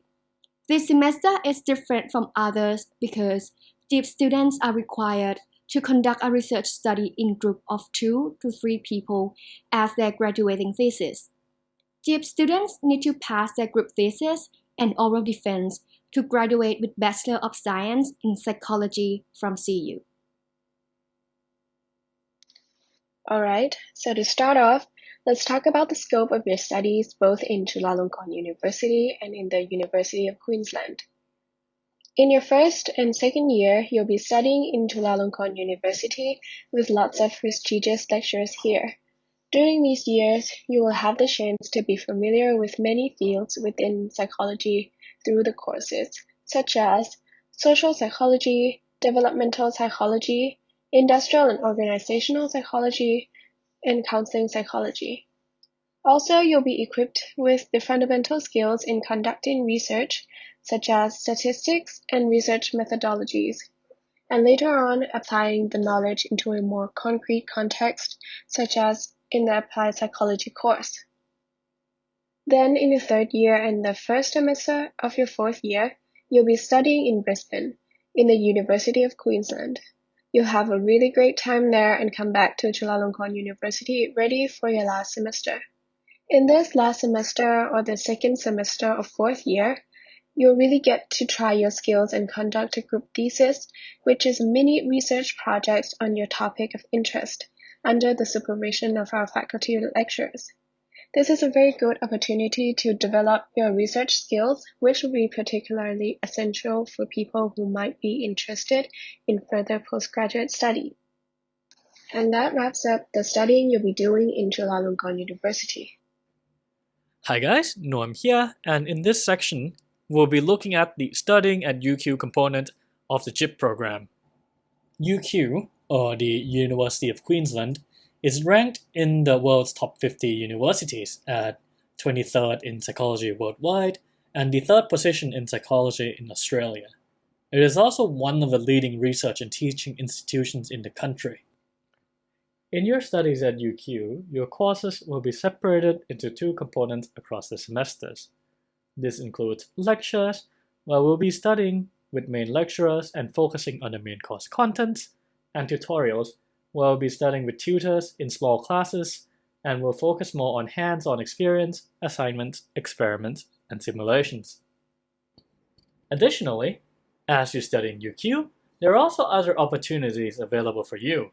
For example, you can work as a research assistant during semester breaks, or you can even do volunteer work and help old people in the Good Neighbor program or animals with Happy Paws. So you may ask, what else is good at UQ? Apart from the fact that it is a good university itself, the student support services at UQ is also good. We have a medical clinic on site, which is almost free, if not already free, by your student health insurance, and the campus of the university is also very pretty. The facilities there, like the gyms, the libraries, and the pools, are also quite good. The community at UQ is also multicultural and diverse. Lastly, the clubs, societies, and events at UQ are also quite very fun. I myself have been a part of a lot of them. Moreover, there are also plenty of opportunities to find part-time work experience in Brisbane. Additionally, you will also get to travel around Australia a lot if you choose to. There's a lot of pretty places to see and a lot of things to do. I have some friends who like to do long-distance road trips, and they enjoy driving down to Sydney and Melbourne and back, and they say the road's actually quite very nice. I myself like to go to the mountains to hike and climb, and also visit the beach, which are also very good in Australia. On the note of accommodations though, students have to find their own accommodations. However, do not worry too much about this, as we will be giving you further information when you join the faculty in orientations and meetings. As I've mentioned in the previous slide, more information will be provided about preparations for Australia as you join the faculty. Some of the other things that you might want to consider are where will you live? What do you actually have to prepare academically for UQ? And what financial planning might you need to do? These topics will be covered further in pre-departure orientations, which will be hosted within the faculty. However, for those of you who would like some information now, feel free to scan the QR code and or contact us. Now you might be asking the question, why JIP? Why should I choose JIP? Well, let's look at how JIP is special in terms of its program, and also answer whether you'll be a good fit for the JIP program itself. So to answer the question, how is JIP special? Well, being a joint international program, you get to go and study abroad for 1.5 years. Not only does the overseas experience offer high-quality education, but you also get to learn how to live independently and how to socialize and interact within a different culture with different people. And also a lot of adventurous opportunities are out there if you search for them. You also get to study with pioneering researchers in psychology. A lot of lecturers at UQ are literally the leaders in their respective fields of study, whether it's evolutionary psychology, cognitive neuroscience, so on and so forth. Now the next question is, how do you know if you're a good fit for JIP? First, since we are a psychology program, it will be helpful if you are interested in psychology, and even more so if you have some background knowledge in psych. However, do not be afraid. You get to learn all of that and more here. Additionally, if you're interested in research, this program is made for you. Not only are all of our courses based on scientific research in psychology, we also get to learn how to create and generate these researches for ourselves. As an additional note, if you like biology and statistics, both of which are also prevalent in the field of psychology, that would also make you a very good fit here. Remember, curiosity is good. If you like asking questions about the human mind, I think you'll like JIP quite a lot. Another important consideration to make when choosing what to study would be what you could do with your degree and the knowledge you gained after you've completed your course. And now the great thing about psychology is that you could work in so many various different fields, not exclusively limited to psychology, because psychology is basically the study of human behavior, and therefore it could be applied to so many occupations and many different contexts. Here are some examples. You could work as an organizational consultancy, or you could do something with HR, such as recruitment or organizational development, or perhaps you could do something with your career in the clinical setting, such as become a therapist or clinical psychologist. Please note that clinical psychologists require further studies and or training in order to be qualified. You could even become a school psychologist, or alternatively, you could do something such as market research. Something else you could do after you've completed your degree would be to continue your postgraduate studies. Having a background in psychology makes you a very strong candidate for this due to the fact that a lot of your classes actually involve you doing some research, but also mainly because of your thesis. In the last semester of your studies, you'll have to be conducting a research-based senior thesis. And the next item I'll be talking about would be expenses. The first thing we're going to discuss would be tuition fees, beginning with Thai students. For Thai students, your program fee at Chula would be 70,000 baht per semester, with an additional university fee of 26,500 baht, totaling up to 96,500 baht per semester. As for international students, the program fee remains the same at 70,000 baht per semester, whilst the university's tuition fees go up to 82,700 baht.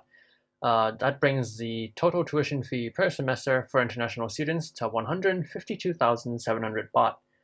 At UQ, the program fees are the same across the board for both Thai and international students because there we are all considered to be international students. The program fee is estimated to be roughly 1,700 Australian dollars, which translates to roughly 400,000 Thai baht per semester. Next, let's talk about daily expenses in Brisbane. The general living costs have been estimated as follow, and please note these are really rough estimates, and the total sum and the actual figures really depend on what sort of lifestyle you choose to live, as well as what you choose to spend on. We estimate that roughly in a week you might spend between 150 to 300 Australian dollars, which averages at around 225 per week, which averages to about 975 per month, and a total of 17,500-ish per the 18 months that you're there in terms of general living cost. As per the exchange rates at the moment, this is around 370,000 baht in total.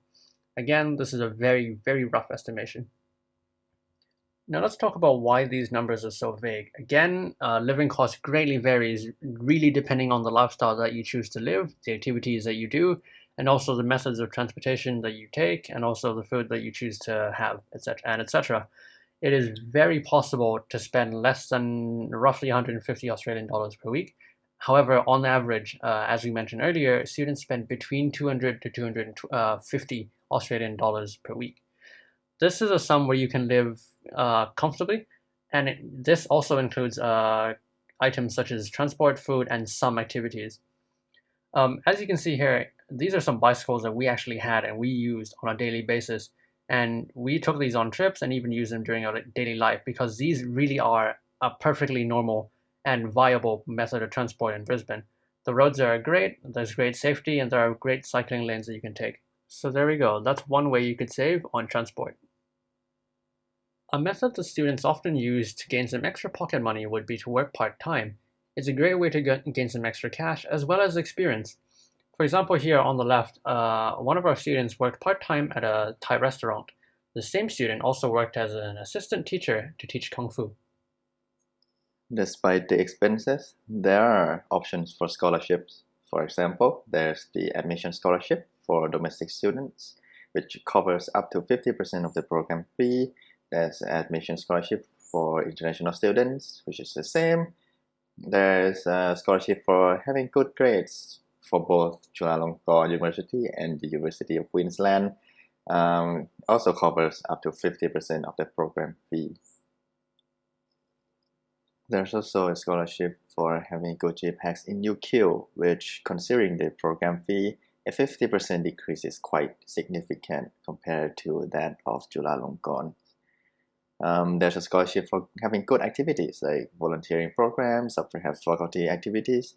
If you can nominate yourself, come up with a portfolio, then you can also get a coverage of 50% of the program fee. And there's also a financial aid for going to the University of Queensland, Australia, which is for students who need that financial support. Next, let's take a look at the admissions and application process. For the requirements, we have two tracks to choose from, track A and track B. For track A, you need to provide an IB score of at least 35 and an AP rankings of at least 78. And as for track B, we need to choose one score from an English proficiency test and one from an academic aptitude test. As for the English proficiency test, we have three options, which is the TOEFL, the IELTS, or the CUTEP. You need a TOEFL of at least 88, an IELTS of at least 6.5, and the CUTEP of at least 104. As for the academic aptitude test, you have two options, which is the SAT and the CUAT. You need the SAT score of at least 1,100 and the CUAT of at least 1,030. If you've got any more questions, please don't hesitate to contact us. You've got the telephone number, you've got the email. You can look through the website. Most of the necessary information are within that web page already. As for some frequently asked questions, tips on the interview. We don't really have that many tips. First, to be prepared, obviously, to know the course you're applying for and know why you're applying for this course particularly. The next is to know your own purpose and be yourself. And most importantly, be honest. Do not lie. They'll know. Do students choose their major before or after they got admitted?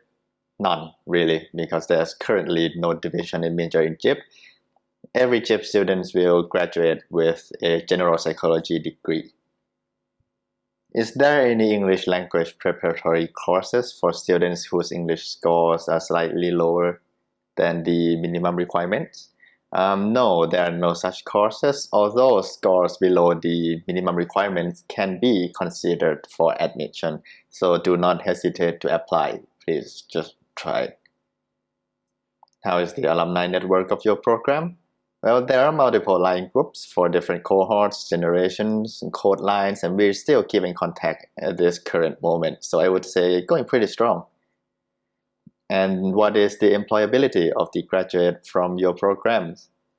For that, we would have to say it's decent. And by decent, I mean there are multiple options available for you after graduation, but are quite limited compared to some other fields.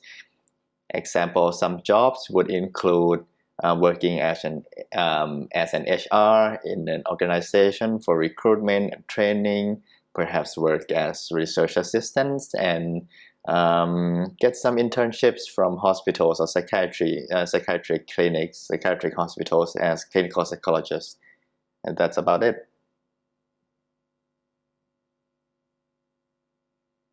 Thank you very much for that great information. So now I also have some Q&A sessions here for JIP program, and I would like to share with all of you who are interested in JIP program.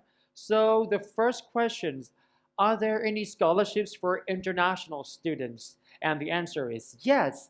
We have one scholarship for international students, and that scholarship will be 50% of the tuition fee and the program fee for the first 2 years at CU. CU has also provided the scholarship for international student. Okay, so the next question, is the program difficult to get in? The answer is somehow, manageable. A little bit, yes, but somehow manageable, because it is difficult in the sense that you have to reach the level of knowledge in psychology to receive 2-year bachelor degrees in 4 years. Okay, so please share your personal opinions about the programs. So, and here's the answer. JIP is an excellent program in the way that you learn psychology from 2 different thoughts. Okay, JIP students will reach wider and deeper levels of psychological knowledge, gaining valuable thinking and communication. These skills prepare you for the variety of careers within national and international organizations. Now, the next question, are there any internships opportunities through programs partnership affiliation? And the answer is, we support JIP students with internship opportunities, even though the internship subjects has not been included in the program. Students normally contact the workplace directly and request the program for an official request letter after being accepted. All right, and this is one question from our student here in Zoom. He says, it says, if I didn't pass the test to go to University of Queensland in Brisbane, are we still going to study in July? So, and the answer, well, if you're accepted to study at JIP program and you have the GPA of 2.0, and at the end of the second year, then you can go to University of Queensland, and I think that is reachable, that is manageable, that you can go reach that GPA point and then still going and enjoy really great academic and life experience in University of Queensland. Okay, so we have 2 or 3 more questions because we still have some time. And so the next question is about the career path for the graduates from your program. Okay, so because the curriculum focuses on graduates who have good understanding of human behavior, then enabling them to work in many fields such as public relations, spokesperson, human resource development, marketing, and application of the analytical skills. So when pursuing a master degree, psychology graduates can pursue careers as service psychologists, such as counseling psychologists, development psychologists as well. Okay, Well, once again, if you have some other questions, please feel free to drop your question in the Q&A chat box, but make sure you put your program that you're interested in first, following by your questions. And one of our teams will try to answer your questions as quickly and as fast as possible. Okay, now I think it will be about time for the next really interesting international program here at Chulalongkorn University. If you love chemistry, this is the one for you. From Faculty of Science, Dr. Natapong Paibun Burashat. He's here live with us in this studio to talk about the BSAT program. So, hello, Ajahn Natapong, how are you? สวัสดีครับ Sawadee very good. All right. So now let's take it away, Ajahn. Okay, thank you very much. Good afternoon, everyone. I am Natapong, and I will be introducing to you an excellent program, okay, called BSAT for you today. And if you have a burning question, we have, okay, two Ajahns seriously answering your question in the Q&A chat box down below. Okay, but before I go into details of the program, I would like you to watch a clip made by a group of our alumni, okay, to give you an overview of our program in their perspective. Okay, let's have a look. This is the day that I've come for the enrollment to apply for BSAC of Chulalongkorn University. I have the feeling that my life is going to change from this day onwards.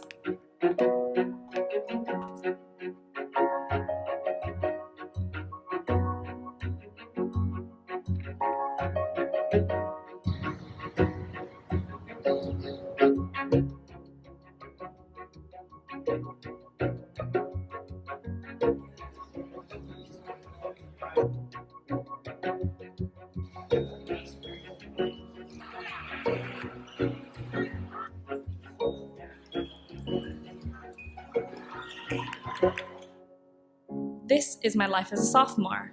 I know that all of my skills have improved so much through active learning styles of teaching. This year, I have to select which major I would like to pursue. Wow, they even have 3 majors for me to choose. There's differences across these 3 majors.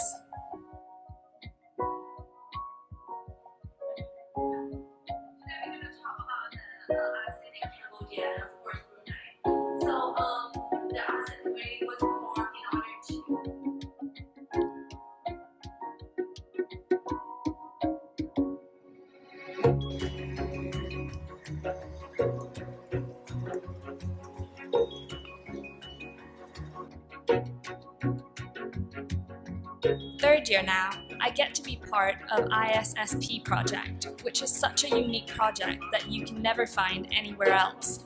I get to apply my knowledge to enhance society's well-being, to help improve their life in a better way. Now, as a senior, there is an applied chemistry project abroad.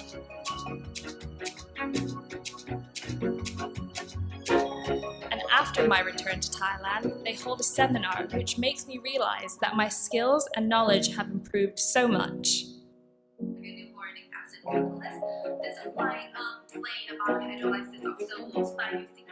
After my graduation, I also gained a wide range of connections through these people I knew throughout these years. Now, I'm quite confident that my soon-to-be future is going to be bright and successful, thanks to my experience that BSAC has provided me during these 4 years. Now, it's your choice.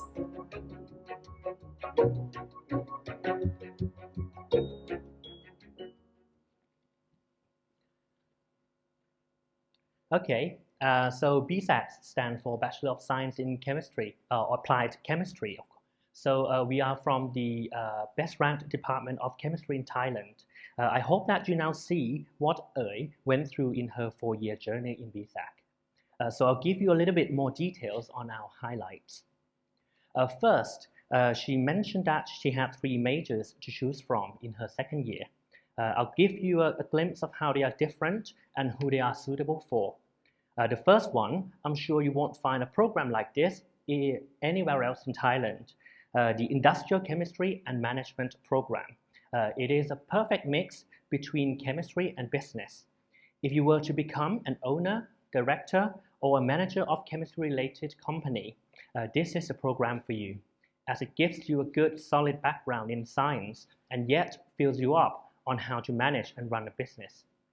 With these courses, you'll be one step closer to start a business or a startup with deep tech as a core. Equally popular in the middle, materials chemistry, which is a little more conventional chemistry program, but we keep it on the application side while we learn deeper into materials like biopolymers, macromolecules, and colloids. So this program best suits those who want to go into research and development, or someone who plans to study further and stay in academia. And our newest program on environmental chemistry aligns with the green theme and eco-friendly trend of the world. More actions and regulations need to be implemented nowadays, so it opens up so many job opportunities for those who have an expertise in advanced analytical techniques and those who can manage risks of hazardous chemistry or chemicals in industries. Another highlight in year 3, voted by BSAC graduates to be one of their favorite courses every year, is the ISSP, or Interactive Science and Social Project. A course we adopt and partner with Worcester Polytechnic Institute from America. In this course, BSAC and WPI students will work alongside to apply their scientific minds in helping a community to solve a real-life problem. They'll go through guided stages and work on the project for a solid 2 months. Having a lot of conversations and discussions with many parties in order to come up with a good, plausible solution or recommendations for the community to improve their situations. A variety of topics are on call every year, both in Thailand and in ASEAN countries. Let's have a look at what they did in one of the projects in 2020.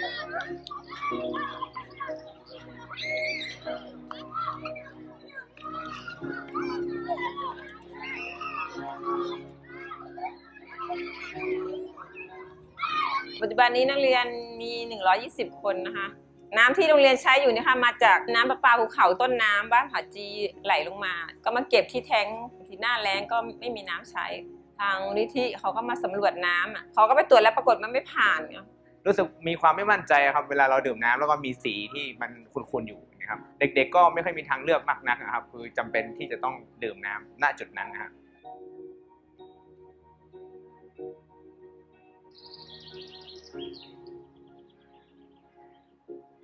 ส่วนมากจะเป็นสีแดงเนี่ยค่ะเพราะว่าช่วงหน้าฝนน้ำจะออกเสียงเราถ้าไม่ใช่หน้าฝนก็จะใส่ปกติ My name is Thanachaya Thanawarapan. You can call me Natalie.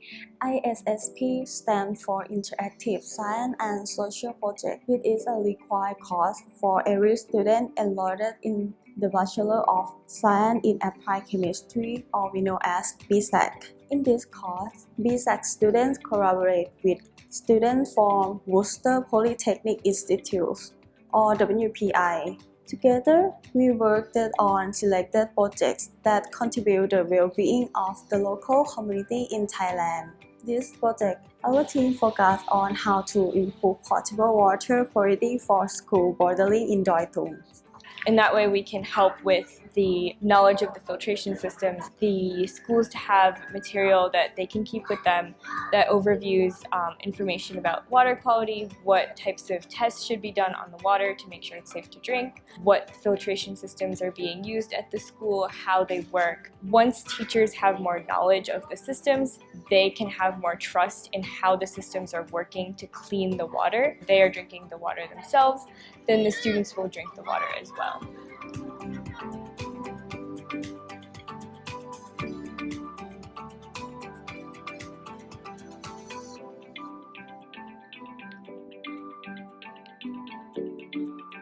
การที่น้องๆมาช่วยนะครับผมคิดว่ามันเป็นสิ่งที่เรากำลังต้องการพอดีอันนี้ครับเป็นสิ่งที่ตอบโจทย์มากแล้วก็ได้เห็นวิธีการและมุมมองหรือว่าแนวคิดของน้องๆที่อาจจะมีประสบการณ์อย่างอื่นอย่างเช่นในเรื่องของเคมีก็ดีซึ่งจะมาช่วยเติมเต็มให้เรานะครับจากที่น้องๆมาช่วยทดสอบให้เนี่ยค่าน้ำของโรงเรียนตชด.บางมูลที่ 87 เนี่ยอยู่ในเกณฑ์ที่มาตรฐานสามารถบริโภคได้นะครับโรงเรียนอื่นเขาเห็นก็อยากเอาไปทำเราก็รู้สึกว่าโรงเรียนเราโชคดีนะคะที่มีคณะวิจัยมาทำงานมีคนมาให้ความรู้คอแล้วก็ดีใจมากค่ะขอบคุณพอมีหน่วยงานเข้ามาช่วยเหลืออย่างเงี้ยผมรู้สึกดีใจแทนน้องๆนักเรียนเป็นอย่างมากนะครับถ้าเรามีสุขภาพดีมีโภชนาการที่ดีดื่มน้ำสะอาดมีร่างกายที่ดีนะครับเราก็พร้อมที่จะรับความรู้ต่างๆนะครับWorking for them and like helping my teammates like succeed in creating potable water for them taught me so much about like communication skills, learning how to interact with others. I'm learning so much about Thai culture and society as well, which is really incredible. My name is Punyunutsen Hamrakun. I'm from BSEC and I'm third year student. Before working on this project, I wasn't sure if I was on the right track. I'm okay with science. I don't like it, but I don't hate it. But this project has changed my perspective. The experiences have allowed me to step out into the real world. I mean, the real world unlike sitting in the classroom taking lectures. I have learned the new purpose of meaningful living by sharing simple things like clean water to others who need it.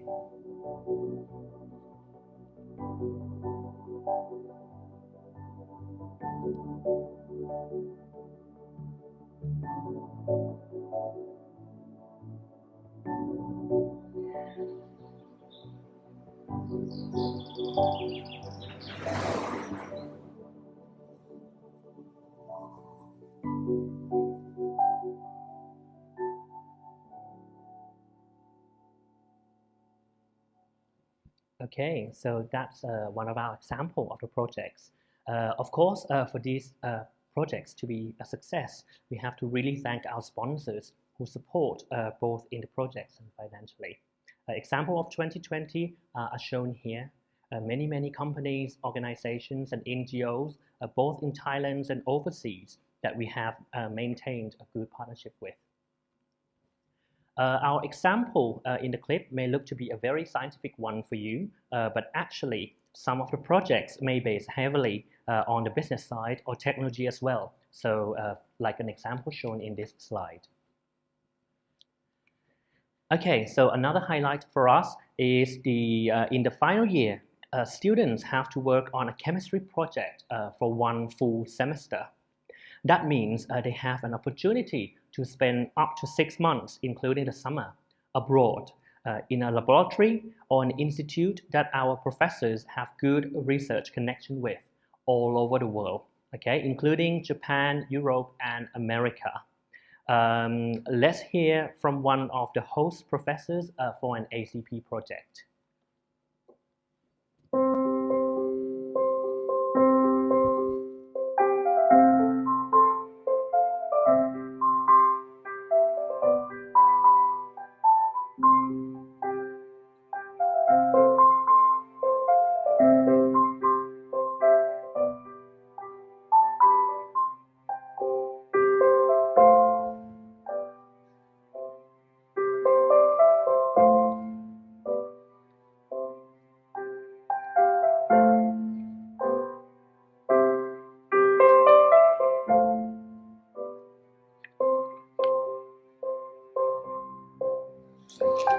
Hello, my name is Nuri Namati. I'm a professor of medicinal chemistry at the University of Michigan. So during the past 7-8 years, I have had students from Chulalongkorn chemistry department.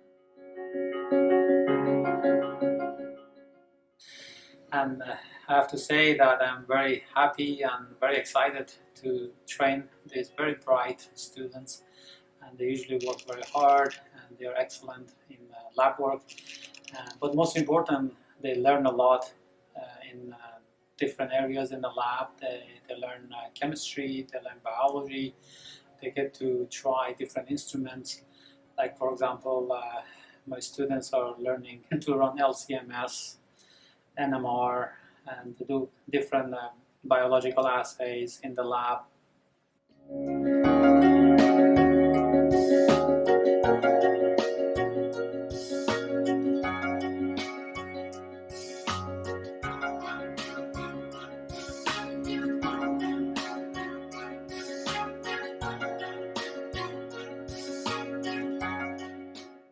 And so they also present their data during our lab meetings. They have a PowerPoint presentations.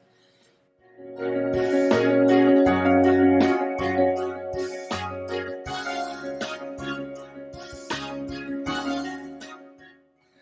essentially, I treat them equally with the postdocs. And so all the students and postdocs, they have their own projects. And they work very hard in the lab.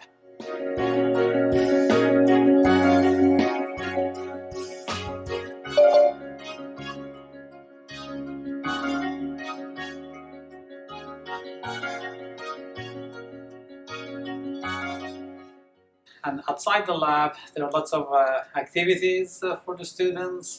So Michigan is one of the most beautiful states. We have 1,000 lakes.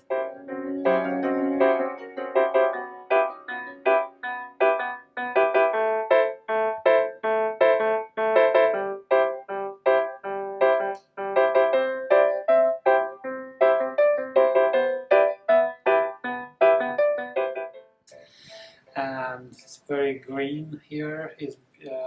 Ann Arbor is a small town, but there are many places for students that can visit. And also outside Michigan, there are other major cities, of course, the students can visit very easily with train or with bus.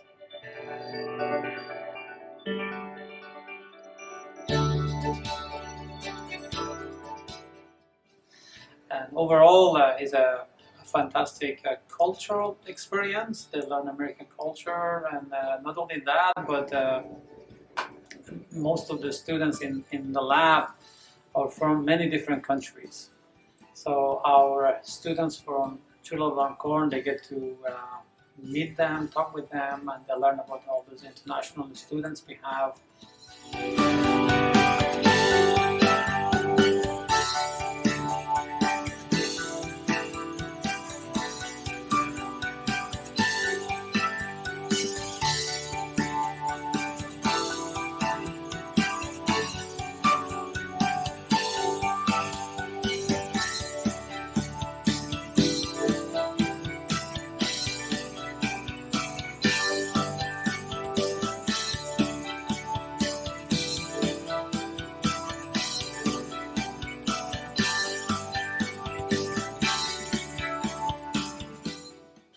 So this is really a fantastic experience for the students to make friends. They go different places together, they go to different restaurants. We have many restaurants in Ann Arbor.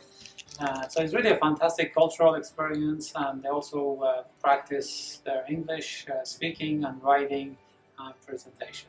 Thank you very much. Okay, so that should be a very good, fun experience for the students. And although students may spend only a short period of time in another university, but sometimes working in those world-class competitive environment, they can sometimes achieve so much. For example, Sukulaya here, who went to work at Kansai University in Japan, managed to get a publication in a high-quality journal. And she also won many presentation awards, both at the faculty and national levels. Okay, so if I conclude what you get from BSAC here, in the first year, you will get a basic science knowledge from the foundation courses in mathematics and science.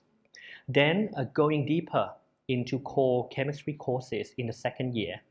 And after you have that solid chemistry background, you will choose the options from the 3 different tracks provided in the 3 majors. Apart from the specialized knowledge that we give you in the third year, we add on important soft skills for you to be successful at work in the 21st century with the special course called ISSP. And in your final year, there will be an opportunity to have an experience abroad to work on chemistry project. And also classes like seminars will get you up to date with current situations in industries and global trends. Right, if you are interested, then what you need now is only 3 tests on chemistry, mathematics, and English. Then you can file in your application form. If your scores pass the requirement, you will be called for an interview, then you can become a BSAC student. Okay, that easy.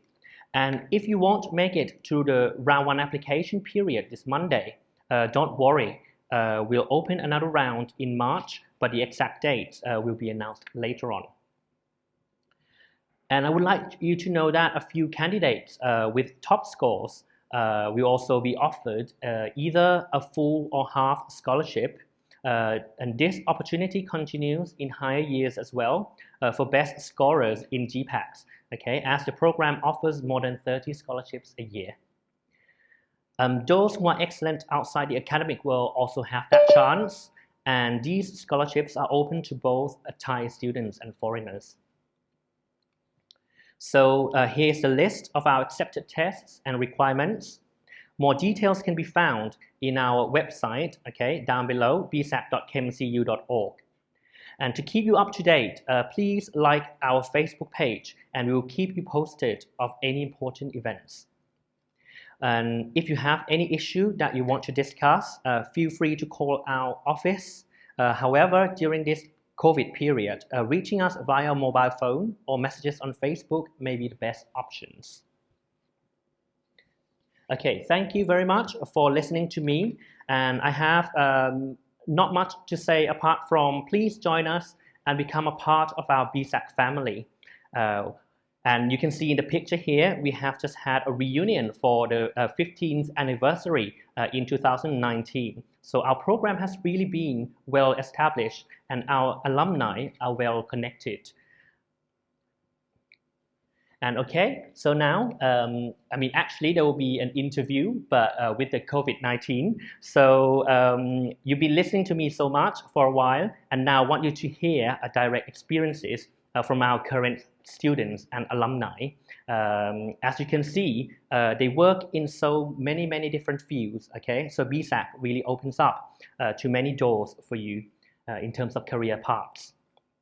First, let's hear from a younger generation on the right, okay, for the insights into the BSAC program.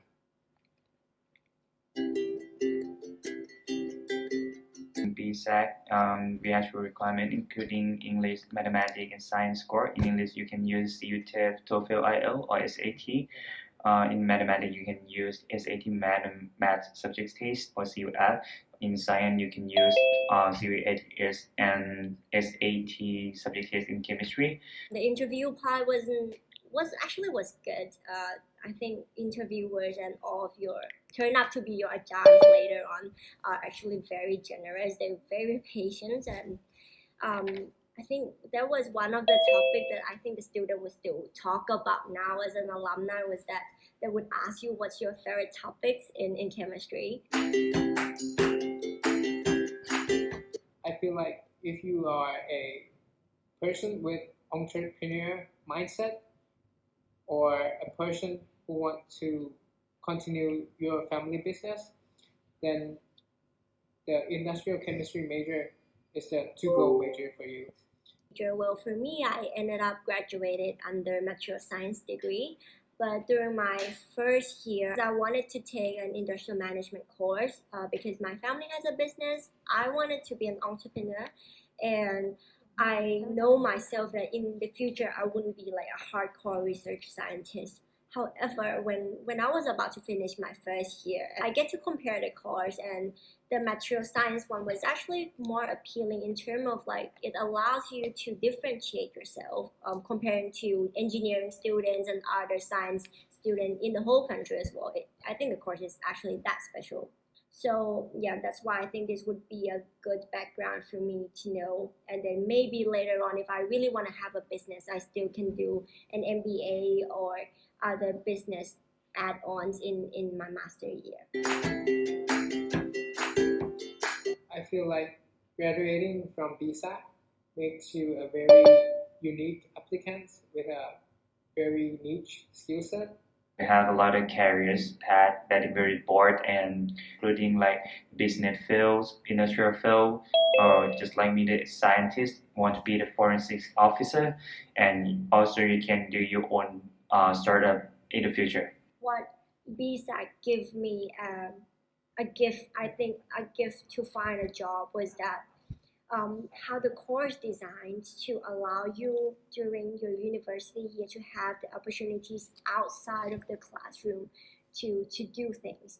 Like gives you from like opportunities where you can do thesis abroad, or you have social science project with exchange student in the US and so on. So that's actually the golden part where a lot of recruiters are actually interested in me, and also interested in a lot of my BSAC friends when they apply for international jobs position as well. In my opinion, the most challenging for me is the ISSP project because you have to use your knowledge in the classroom to apply for the real work life, and also you have to adjust yourself to work with each other for achieve the goal set. When people say chemistry is hard, I would say, oh yes, I totally agree. To be more accurate, I think chemistry is hard because it's complex. But if you actually have time to sit down with it and go through why things are the way they are, you would find that chemistry is actually very logical. A lot of things, almost everything would be explainable. Environment of society in BSEC make us know each other really quickly, and our friends help each other get to years by years, and also the supporting from the instructor that help the student to understand easily about the knowledge that they're given, and a lot of experiment that they're giving us. There's a culture of a very close group of friends. Maybe because we are a small class, there is also a culture of siblings going on. For example, I am very close to my Runpi and also very close to my Runnong in the same manners as I am very close to my friends in the same year. Tula and BSAC is not just a class where you come here and study and go away. It's actually a community that crafts you to become who you are as a person, as a human. And it gives you that real life lesson that this is the ups and downs, this is the real disappointment, this is the real hard time. You have to bounce up again. This is the sense of achievement. This is the responsibility that you have to cope with, have to deal with in the real world as well. And to teach you that life is not just about making money, it's not about good grades only, it's about making connections and those small beautiful moments that you embrace. And yeah, I think that's just amazing.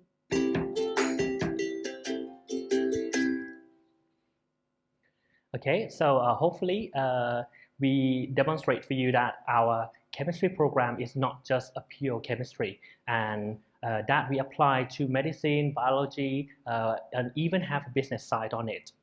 Okay, so if you still have questions, please visit our Facebook website. Okay, so you can, scan the QR code there.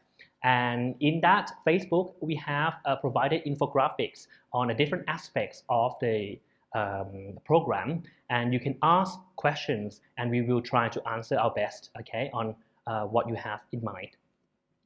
And that's the presentation that I have for now, and we have the only one last clip okay, from our more established alumni, okay, to give you a view that they get from us, from the BSAC. But when I joined here in BSAC, I'm pretty sure that you know the basic of working life. This course, like for example ISSP, well, studying BSAC, we have lots of presentation class. By doing lots of presentation, it helped me gaining my presentation skill, and that is the skill that I can apply to my current job. I highly recommend BSAC program for anybody who wants to study chemistry. This program will promote your 21st century skills. You spend a few months with the community to solve the real problem, and you learn critical thinking skills, problem solving skills, creative thinking skills, negotiation skills, and communication skills and such. So I think this is very, very important for your career path to become successful.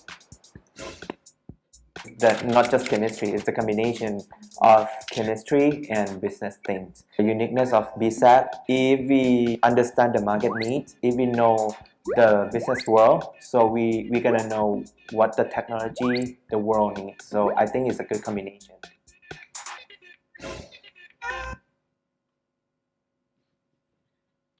Okay, very good. Well, thank you very much for your comprehensive introductions for this program. So now we got a few minutes to ask some questions to to Ajahn Nattapong. So the first questions, those two questions are from our students from our sessions here. So is English proficiency test important for admission, or SAT SAT is enough to apply?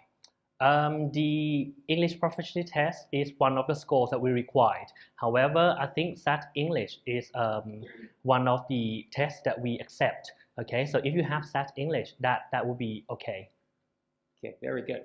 So the next questions, I think they probably love your project and your exchange program so much. But they have one question to ask you. Do you have to pay extra fee for special programs like exchanging abroad or chemistry project overseas?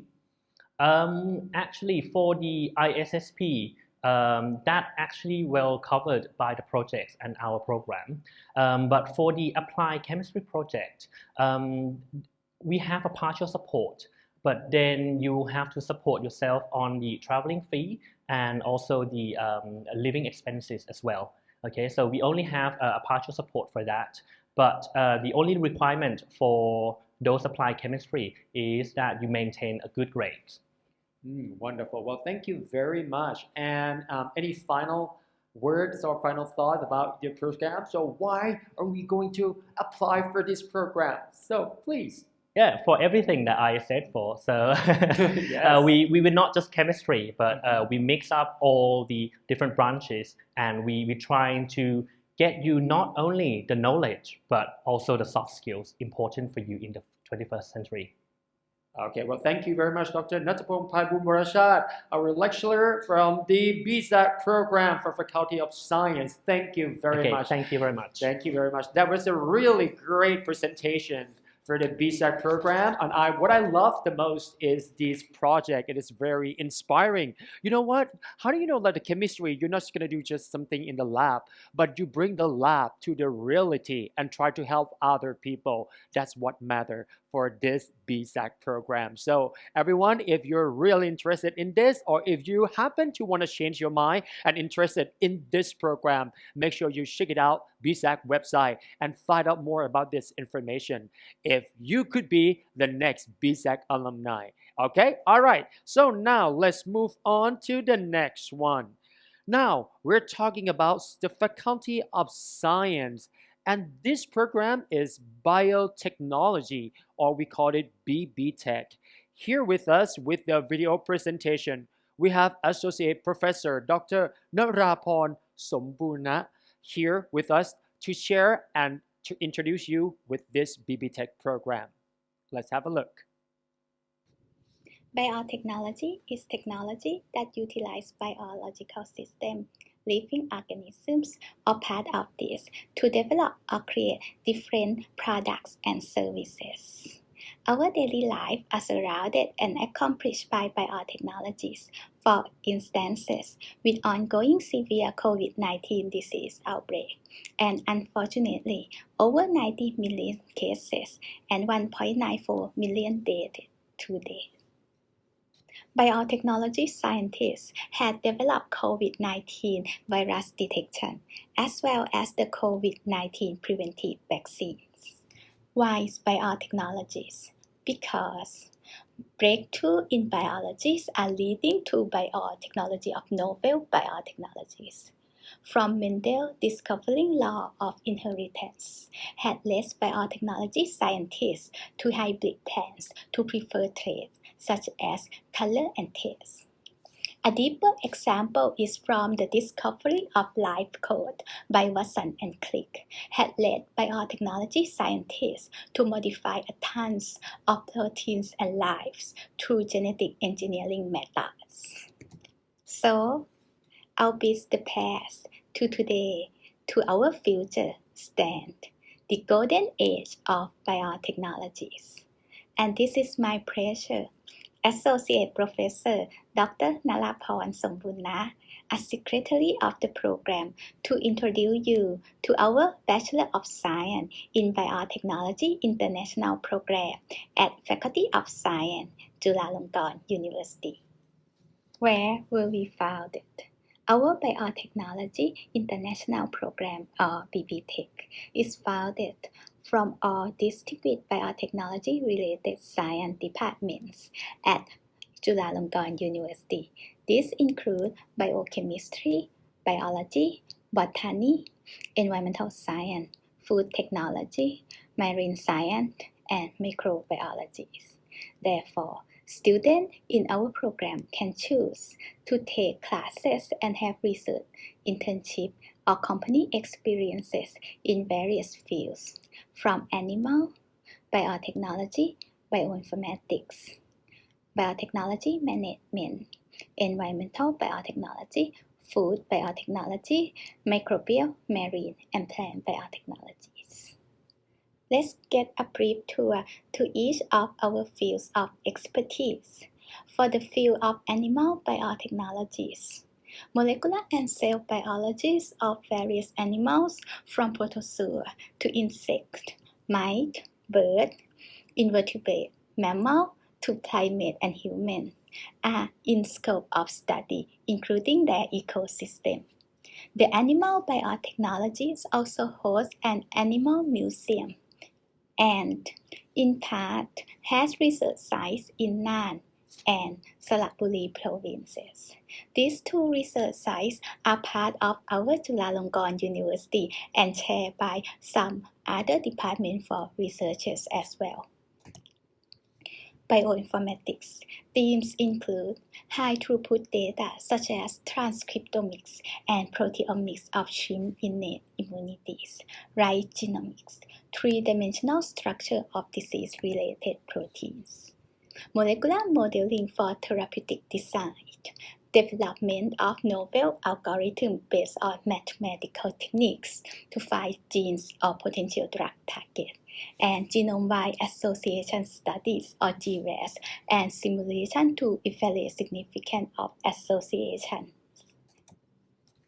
For environmental biotechnologies, which involves all aspects of environments around us, and graduate students have careers as environmental pollution supervisor, impact analyst, officer, scientists, and environmental lawyers, for examples. In companies include SCG, Siam Kubota, PTT, Chevrons, the Ministry of Health of Thailand, Siam City Concrete, CPF, and Pollution Control Department, for examples. Moving to the field of food biotechnologies, worldwide international collaboration with many world-class universities, including the United States, Europe, and Japan. And researchers include food processing and engineering, food chemistry and nutrition, food safety and microbiology, food packaging, product development and innovative ingredients, and pilot plant and food tasting lab. Besides the animals, we also have the fields of microbial biotechnologies that experts in microbiology involve health and medical biotechnologies. Also food, agriculture, industry, and environment area. A variety of faculty research topics are listed here. And recently, with the COVID-19 disease outbreak, our part of faculties play parts in the COVID-19 virus detection system and vaccine development. Our collaborations are worldwide, including the top 10 world universities in the US, UK, Germany, Japan, Taiwan, and Indonesia.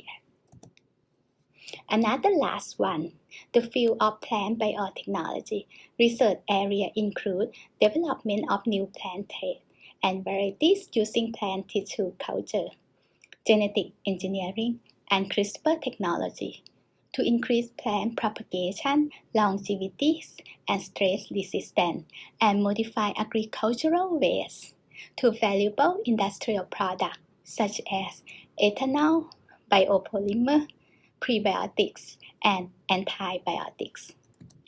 Together, our graduates are able to explain important foundations in biotechnologies and application, have up-to-date skills of essential laboratory instruments, and design to conduct research in biotechnology. We serve the best for the Thailand economy, startup company, and world-class scientists. And through our studies and works of multidisciplinary, our graduates will be able to effectively work with people of across fields and cultures. The program structure have two options. First, a regular education with senior project with faculties. And second, a research-based cooperative education with company. Classes include core general education, specialization classes, which students can choose multi-fields of classes, and free electives. The program also provides double degree opportunity with foreign university for certainly selected students. These are examples of interestingly specialization classes that we have available.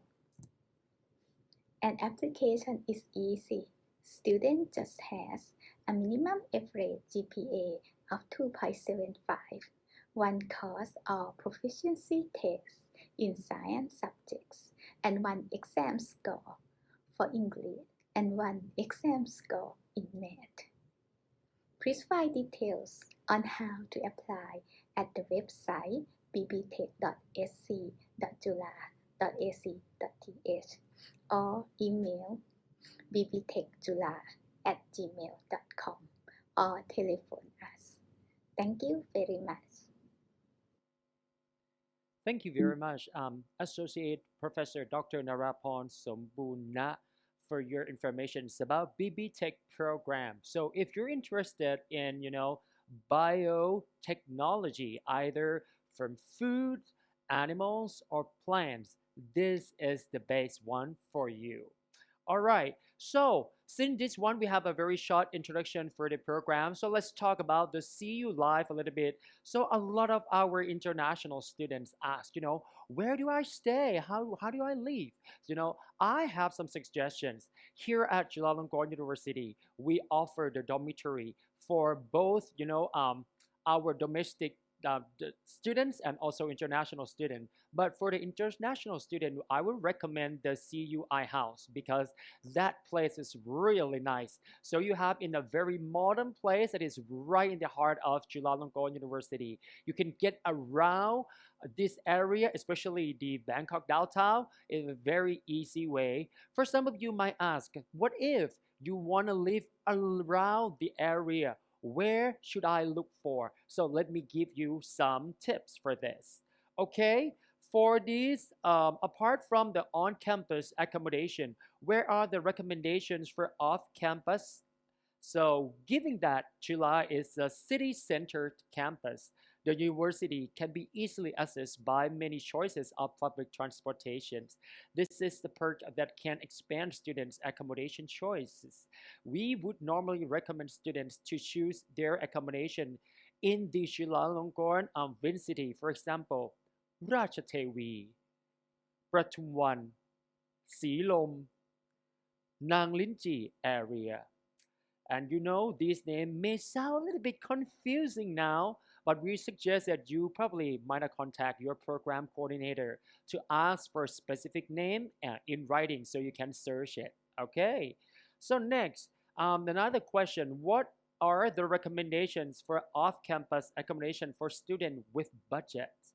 Okay, for the off-campus accommodations around Ratchathewi area are popular among students with budgets. So Ratchathewi area. However, some of our international students are more inclined to get roommates at CUI House. So we still recommend you to come and register and apply for the CUI House. Talking about Chulalongkorn Live, some of you might have missed what is the live experience here at Chulalongkorn University here in Bangkok, Thailand. We have the video to talk about CU Live here. So let's check it out. There's one university that has entered the second century of its establishment. Located in the heart of Bangkok's vibrant city, it features modern buildings that are blended with Thai traditional structures. Amidst the greenery,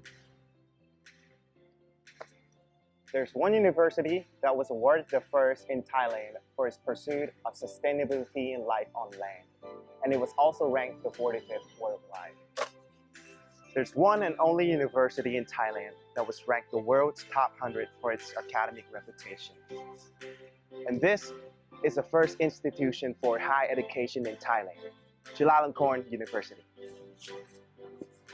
Even though the route from the Chulalongkorn University campus covers over 2 kilometers in distance, they extend their reach to all 20 faculties, 23 colleges, research institutes, dormitories, accommodations, and other office buildings.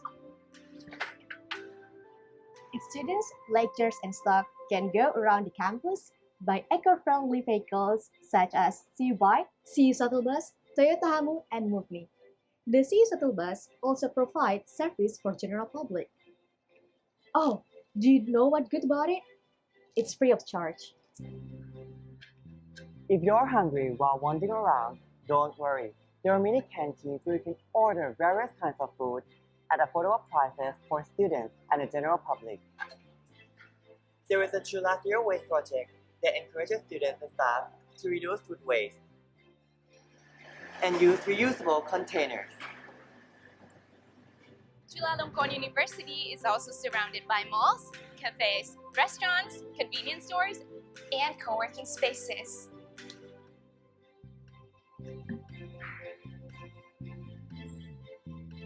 Students and staffs are able to get a discount and special offers from famous restaurants, shops, and other services through CUNEXT application. And they're all cashless society friendly. As Chulalongkorn University is one of the leaders in the health and medicine field, many health promotional services are provided for its students. Staff in the neighboring communities such as CU Sport Complex and CU Sports Stadium offers a fully functional facility, where students, lecturers, and staff can enjoy a variety of sport, both indoor and outdoor. Accidents can occur while students are on campus, but don't worry. The CU Health Service Center and the CU Student Wellness Center can treat both physical and mental illnesses. Besides the student-centered learning, Chulalongkorn University provides students with academic resources that they can study or do further research in an appropriate atmosphere. It has one of the largest collections of books and ebooks in Thailand, together with a number of rare publications and digital media. The campus also houses museums, galleries, and halls where students, staff, and invited artists can exhibit their artwork and perform. it boosts their creative ability and to promote artistic environment to the Chula community. This is a brief introduction video, but if you spend a few years here, imagine all the experiences you might have. This is our campus life. This is Chulalongkorn University. Nice to see you.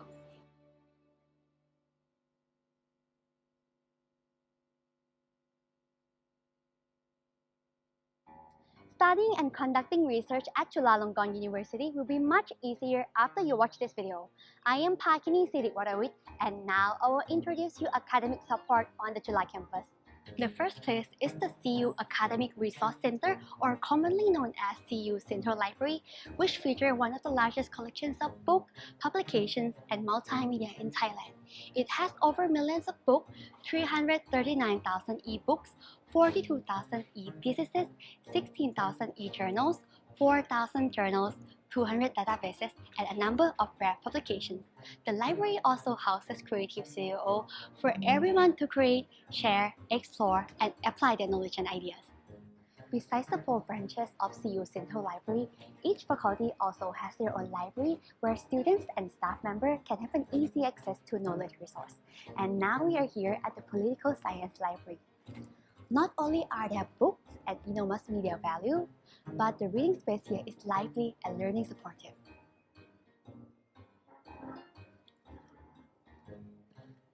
You can now borrow a book from the CU Central Library and pick them up at the faculty's library through the library function in CU Next application. You can search and reserve the book you want and also check for your reading history, library news, and your finds. CU Next and CU Next Staff application will assist Chula students and staff with a lot of convenient functions such as digital ID, common room reservation, tuition fee payment, and privileges. The Chulalongkorn University Language Institute, or CULI, is an institution that aims to teach English language for Chula students and also as an instruction center to the public and teachers. More recently, it has begun to provide English courses for Thai and overseas students who enroll in an international program in fields of business studies, engineering, science, and communication arts, in which English is the medium of the instructions. Chulalongkorn University serves Thai society as an online library to expand academic and general resources through various branches such as health, business, language, culture, and technology by experts in each branch. It also encourages people to learn at their own pace, anytime, anywhere, in accordance with the aim of Chulalongkorn University to create knowledge and innovation in support of a life learning society. Moreover, Chulalongkorn University has also collaborated with universities around the world, and the data of collaboration can be found on the CU Cubics website. CUVIP stands for Chulalongkorn University Value Integration Program. It is a program set up by CU General Education Center. This project was to provide an opportunity to CU students and staff members to study at their field of interest for free. They will receive an instruction from experts. Most activities are organized in short term, which is after school or work. Apart from academic support services on the campus, Chulalongkorn University also provides you scholarship, grants, and financial support for both education and research. I hope that this information will be both beneficial for your study and research here. Thank you for your attention and goodbye. Well, thank you very much. Wow, this is a CU life experience. So let me tell you this. I'm as the alumni of Chulalongkorn University. I have a really great experience studying here. Not only do I gain some knowledge about my specialty, which is in education, I also learn and I make lots of good friends, and also the Chula life is so much fun. All of this sport complex. So right after class, I would just go and hang out with my friends. But before I go and hang out with my friends, maybe I'm just doing some little bit of jogging and running and sometimes swimming. And after that, we'll just go hang out at Samyan's Midtown, which is one of the newest shopping mall in this Chulalongkorn area. And that a lot of people, especially Chulalongkorn students, are hanging out right there. That's all you can find, so you can see everything you need.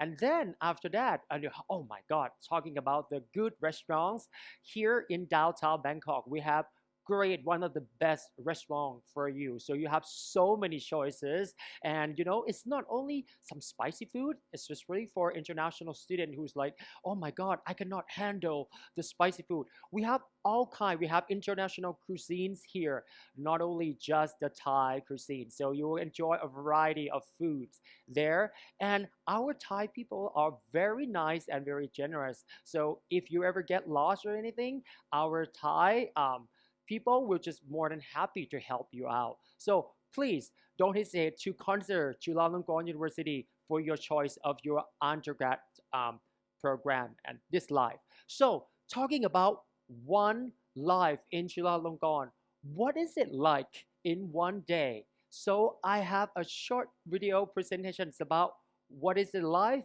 in one day at Chulalongkorn. Let's check this out together. So let's see if the videos are ready, because right now we're preparing the video for one day in Chulalongkorn. Let's see from the very beginning until the end.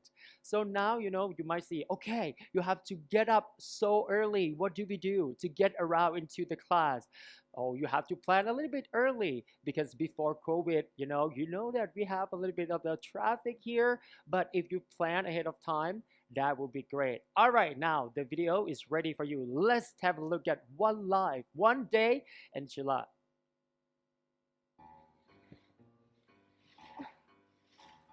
Good morning, everyone. My name is Faye, and today, through my experience, I'll be introducing to you the life of a Chulalongkorn University student. Chulalongkorn University is surrounded by many accommodations for students and staff. And right now, we're at CU House, which is one of the on-campus residences for international students and lecturers. Each room comes fully furnished with an air conditioning system, modern facilities, 24-hour security, and safety systems. The residence is entitled to the university's shuttle bus service and my favorite, free Wi-Fi. Chula Wi-Fi is a network for Chula students, while Chula Free Wi-Fi is a network for Chula visitors who are here for meetings or academic purposes. They can easily access the network by themselves without having to waste time contacting the staff to ask for a password. Furthermore, there are also the Chula Guest Wi-Fi network and also EduRoam. There are many canteens and cafeterias scattered around each faculty. You can check out the canteen closest to you by looking at a campus map, where you can also look up car parks, service centers, or other facilities.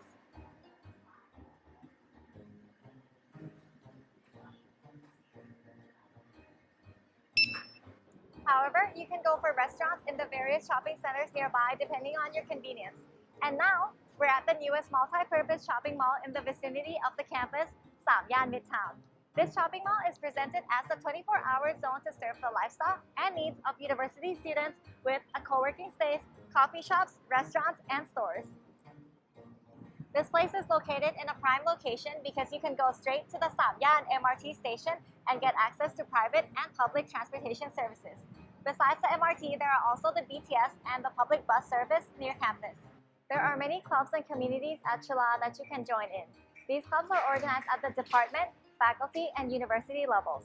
Although most international students participate in clubs such as the ISEC, ISA, and especially CU Interact, there are various kinds of clubs including academic, sports, arts, and cultural and community development clubs.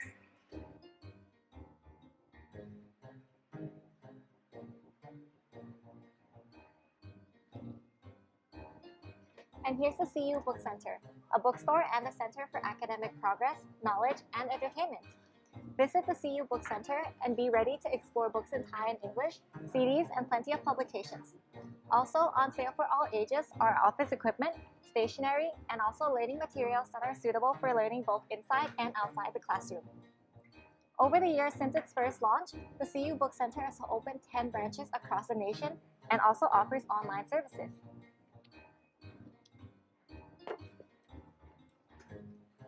Because the campus is in the heart of Bangkok, where the transportation costs can be quite high, the university provides a free shuttle bus service, CU Shuttle Bus, for its students and staff from Mondays to Saturdays. You can check the routes on the application CU Pop Bus or Chilla Pop Bus on both iOS and Android.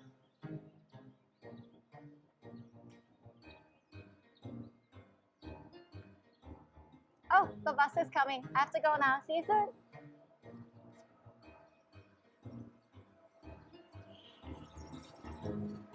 This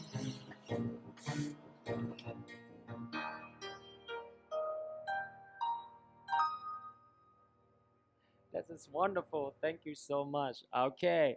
All right. Now, I think I've seen, some of you already ready and waiting for the ISE. But before that, let me just do some check, some sound check a little bit to see where you are and also which program you are interested in. So let's go to Mentimeter right now.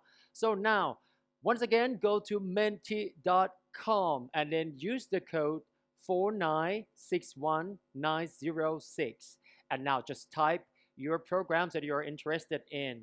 So, along from the very morning sessions to the afternoon sessions, we have heard almost all of our international program from and in the very beginning Comedy and Inda, and now we're waiting for the ISE, which is one of the most famous one. Here we go, ISE coming to the very top, engineering. So all right, so you guys are waiting for the last sessions, and this sessions is all about Faculty of Engineering or the ISE. And some of you already, if you miss Balak and Jib and Basai, you don't miss anything, because now we are going to give you some video recording, and we're going to post it at the International Affair website at Chulalongkorn University. Wow, that's good. PGS, that's nice. Well, lots of JIB, engineering, computer engineering, economics, aerospace engineering. You know what? Those programs are really good, really interesting. And I cannot wait to hear all about this program. Wow, lots of great one. And thank you so much for being here with us. You know what? This is our first live virtual open house for international undergrad programs. We're here on the third floor of the Central Library at Chulalongkorn University. And we want to know, and we already know a little bit about you and your what's your program that you're interested in. And right now, I think this is a good time to introduce you to our last international program, which is called the ISE from Faculty of Engineering. Now we have two speakers, Kun Nattapat Red Viriya Sawat and Dr. Pichaya Patana Satya Wong, along with Ajahn Dr. Pimpon Pon Pet. Okay, so all three of our lecturer and also alumni and the student of ISE student will talk about their life experience, where how impressive they are about this program and why you should considering about applying into the ISE. Now they're here with us live. Hello. Hi everyone. All right. Well, thank you so much for waiting. Now, stage is all yours. Thank you very much.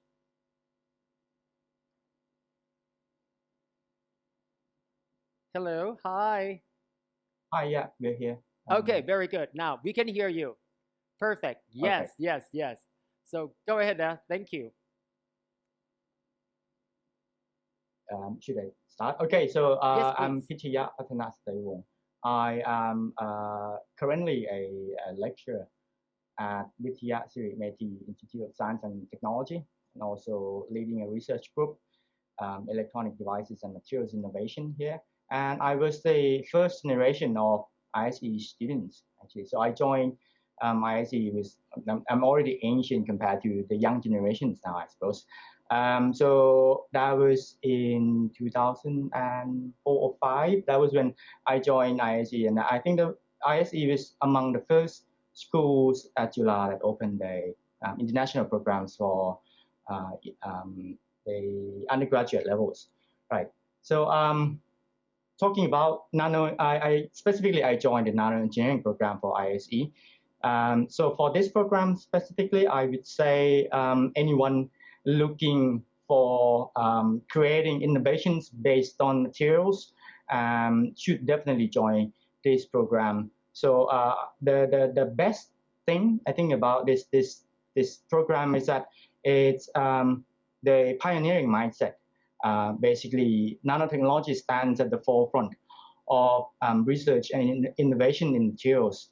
And nanoengineering program put together a very comprehensive and interdisciplinary curriculum that covers everything that you need in nanotechnology, basically. So for students who first join the program may wonder why I have to learn so much, right? But I had the same experiences, but then after I finished, then it was very clear that like it was put together by people who really work and do research in nanotechnology. For myself, after that, then I went on to do more about science, basically, so physics, and then now my work is about doing research, basically creating new materials, and in the present world, basically, what we really need is a interdisciplinary knowledge. So the knowledge about one particular branch of sciences is not enough anymore in order to create new inventions and new innovations. So the program at nanoengineering at ISE really set me up very nicely for what I'm now doing every day now. And also nanoengineering program, ISE as a whole actually gave us like broad experiences, for example, opportunities for internships abroad and hands-on experiences in the labs, like doing research projects, not just in the curriculum or in the program that they put together, but if you would like to do something, always can always go ask professors and everyone that you're interested in doing this and doing that, with the connections and or the broad range of professors available at Chula. You basically can learn as much as you want. And also there are also courses where you can study or get knowledge from other faculties as well, like the general education. For example, I took Janet from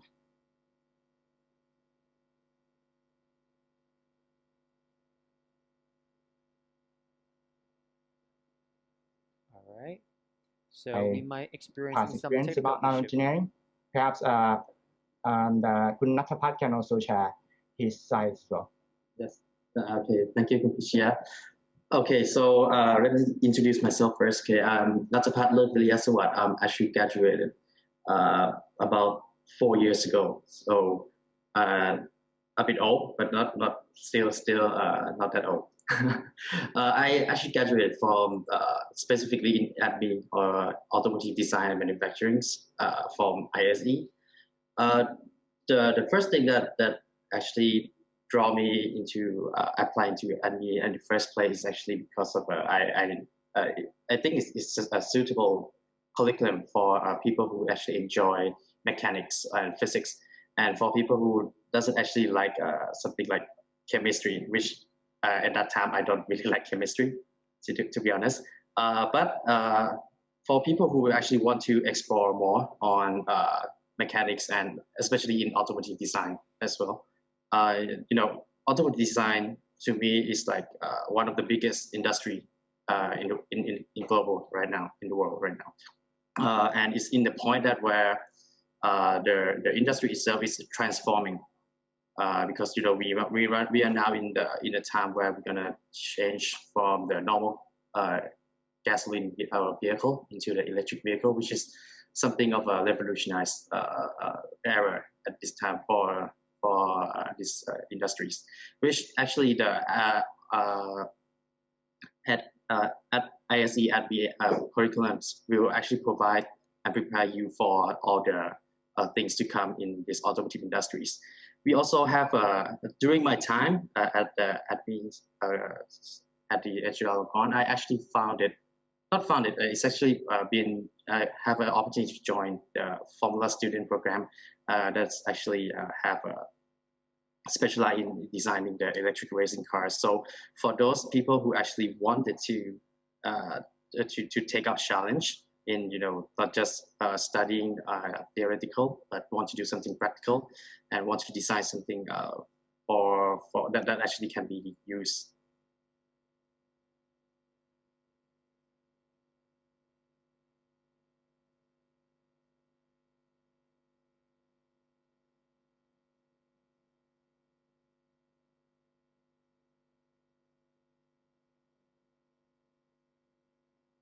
All right, we experiencing a little bit of the technical problem a little bit, so we'll be doing some kind of a fixing a little bit, and then we'll be right back with you. So don't worry about it. So let me talk about the Faculty of Engineering for the ISE.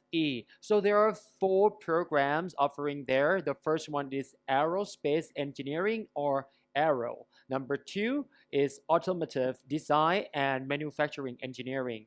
ADME, ADME. And then the third one is the Information and Communication Engineering, ICE, and Nano Engineering, Nano. So I think Kun Natapat, he's also graduated from the Automotive Design, and Kun Pichaya also graduated from Nano Engineering, and they're gonna talk about their life experience about what it's like to be an engineer, grad student, undergrad student at Chulalongkorn University, which is considered and one of the also most business thinking, famous. and which actually led me to pursue my career in founding my own companies as a automotive designers. Yeah, and I think that is my share on my time at Chulalongkorn. Okay, well, thank you very much, Kun Natapong. Kun Natapong, we're experiencing a little bit of the technical problem. So I think we have missed pretty much most of your talk. So I'm so sorry about that. But I think our participants who are really looking forward to hear from you would like to hear a little bit again. Can you recap a little bit about what you have just talked, please? Okay, so can you hear me now? Yes, yes, yes. I think after Okay. like probably like 30 seconds, the kind of a computer and things are kind of frozen. So we just lost your signal. So that's why I have to jump right in and talk. So I Okay. think we missed most of your talk. So if you don't mind, go ahead and restart a little bit again, please. Okay. Thank Okay. you. So, my time at ADME, actually, or one thing that I actually learned from joining ADME program is that in in the curriculum itself is actually focused on mechanical design and especially focusing on automotive industries.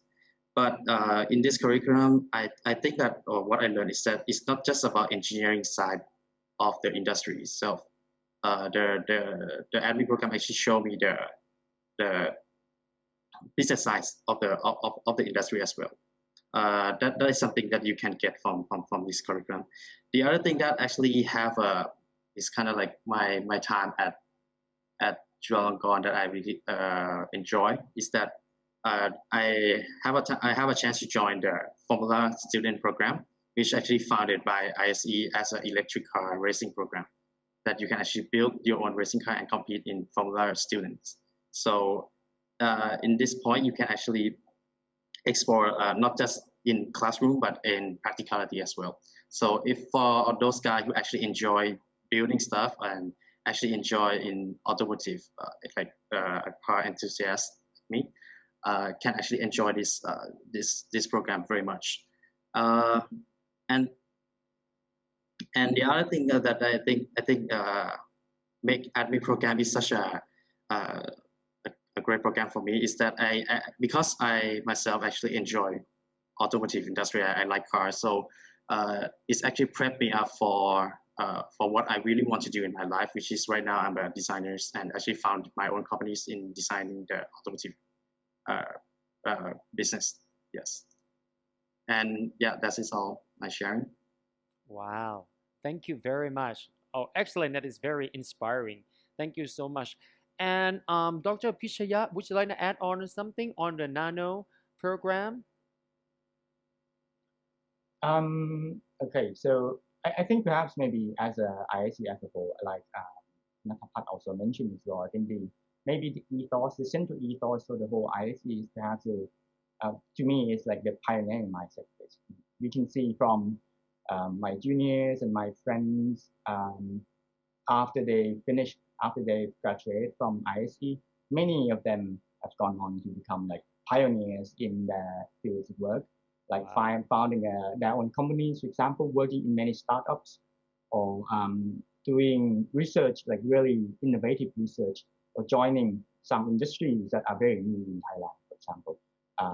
So I think this is one of the key things that maybe makes ISE quite special.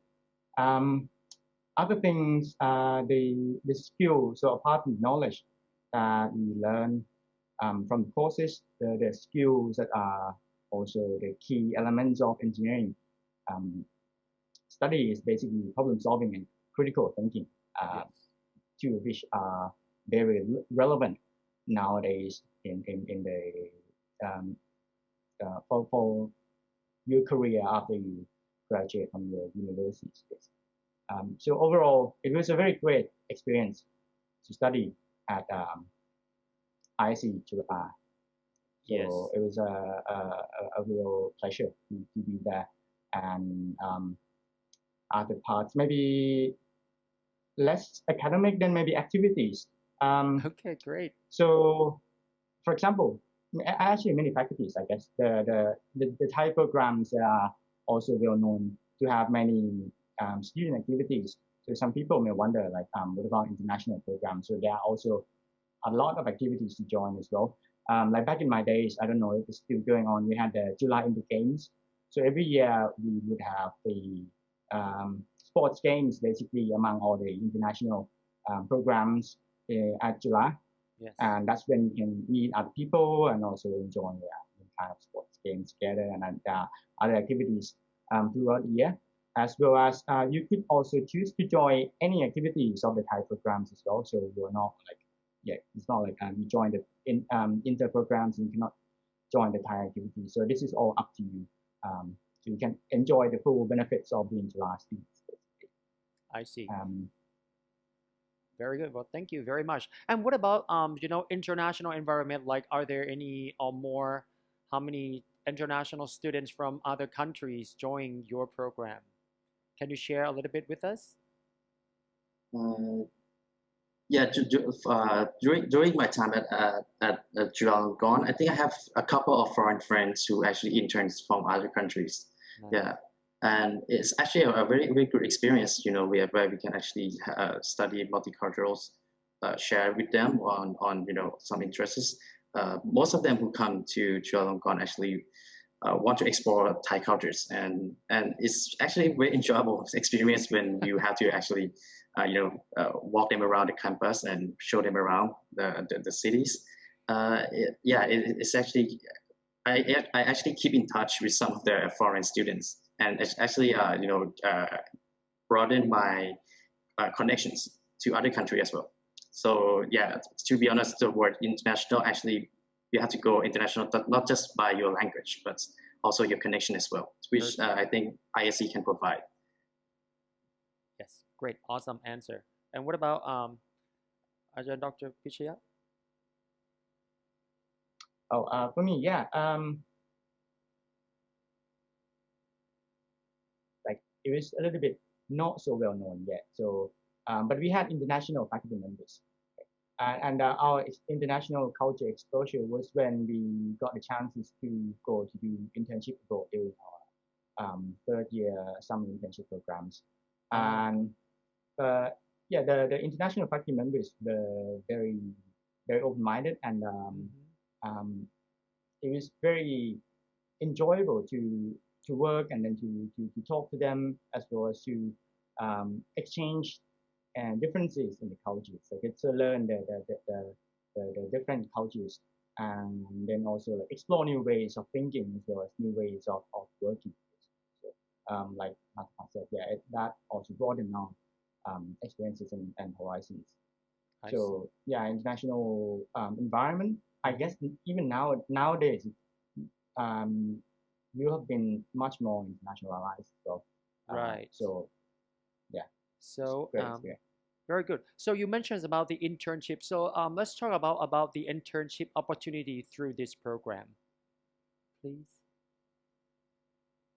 Okay, so during for me and back then during actually we could start the internship since second year, if you are willing to do so. So just contact professors basically, say talk to them like you would like to go do some internship abroad, but some of them there are some programs that also support the expenses for internship abroad as well. Yes. And also some of the connections that professors may have with the faculty members overseas, maybe they can also accept internship students during the summer months.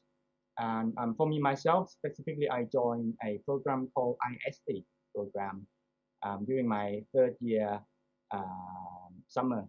And I went to the UK to do a 3-month research in Southampton, and that was also like a amazing experience to actually work in the real, let's say, world leading lab. Like, it's my work and my passion was to do research.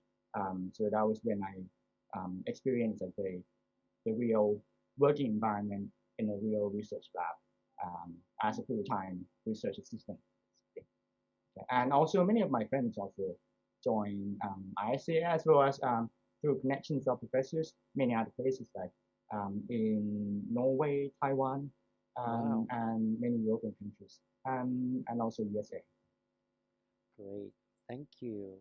What about Natapat? Yeah, during my time at Sri Lanka, I didn't actually doing any interns abroad, but quite a lot of my friend from my generation actually doing a lot of internships during the job training I see. period. So we as you know, because we actually studying on mechanics and also doing a lot of industrial management, and the automotive industry is actually going around everywhere, right? So the opportunities for you to internships abroad is actually pretty easy. During my time, I think nearly more than half of my classes actually doing internship abroad, whether it is in Japan as they're doing research in their universities, or maybe join the major automotive manufacturers, as well as in Germany and in the US as well. So to be honest, because we actually study in the wide variety of engineering practices, so we can actually apply it to many industries, not just automotive engineering.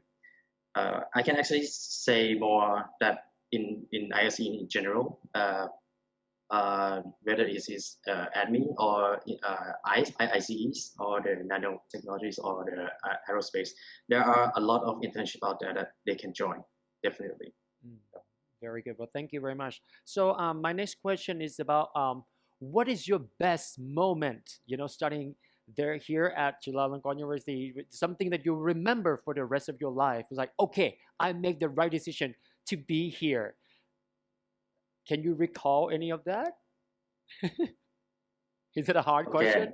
I think I can recall it faster than Dr. Pichia. I think it's gonna take some time to recall the memories.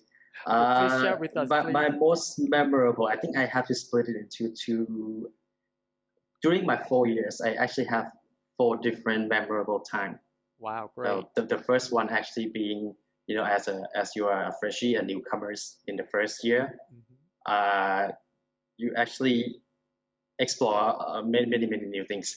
Definitely, that is going to be very memorable for you. The very first day, I think that's my most memorable day, where I have to try to find a new friend. For me, because I actually come from the high school that doesn't actually have anyone, any of my friends join me on ISE. On the program, so I have to actually open up for new very well, because we have a kind of like a time that kind of a process to introduce you to your friends and everything, right? So that is something that is very memorable. For my second year, I think it would be the time when you starting to get more deep into your field of engineering that you've chosen, which my case is automotive study. That time is when my interest is actually really getting more, not just like in the first year where you have to study everything in general as an engineering student. The for the third year, I think is the time when you actually get yourself a close group of friends, because it's actually forcing you to study less and more of a projects approach study. So one of my most memorable time in my third year is that I have to do the testing.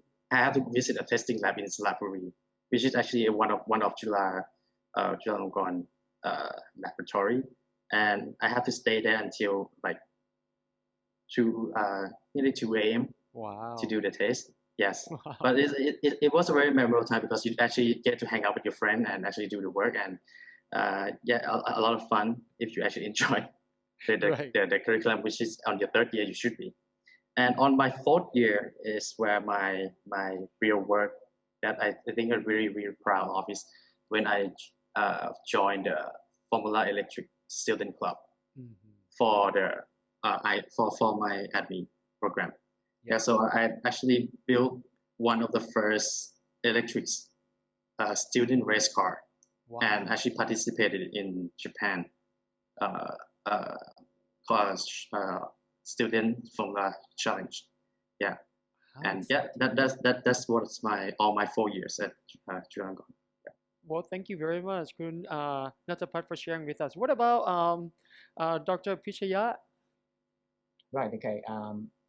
So perhaps not like something very specific in time. Yes. Back then, it's been a long time actually for me. But like from what I value the most, perhaps from the time, maybe a few things. The first thing, like Natapat just mentioned, is about the friendship. From all the friends that we studied together. So how the program and like the opportunities, all the activities together we did together as engineering students, how it sort of knitted everyone together, bonded everyone together, and so many of the friends now become like best friends for life. Yes. So, that was like the golden opportunity to basically. Absolutely. And also they, in terms of like work and career, perhaps then the really hands-on experience that I got to be the exposure to real research world. This is specific to my career perhaps, but like in the third year and the fourth year, we had a lot of time doing real research projects, so not just studying in class. And I got to do many projects, and then a few of them, there was one big project that we did together as part of a course, and then we continued doing that, and in the end we like submitted a research paper, and then we went to present the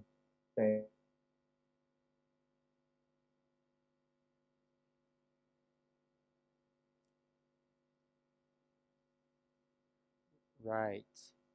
Okay. Quite recent. So it was when I won an award last year, and so looking back, basically, it was from it wouldn't have been possible without all the nano engineering courses that were put together by the program. Sorry. Very good. Well, thank you very much. Yes. Okay. Well, thank you. Thank you very much, Kun Natapat and Kun Ajahn Dr. Pichaya, for sharing those wonderful experience, during the time at ISE. Okay, so now let's talk about, let's maybe, we turn it over to Ajahn Dr. Pimpon to talk about the program. Ajahn Pimpon Kap? Hi, are you there? Okay, so maybe we have a little bit of the technical problem. Okay, I'm here. Oh, okay, very good. Thank you. So please do share with us about the your program, because I think all of our students can't wait to hear from you. Thank you so much. Sure, sure. Thank you. Okay. Okay, so now we're gonna go a little bit in the more details about the programs that we have to offer at ISE. So currently we have 5 interesting programs. We have ADME about automotive design, aero about aerospace engineering, ICE or ICE, information and communication engineering, nanobio, about nano and bioengineering, which I will tell you about it in more detail in very soon.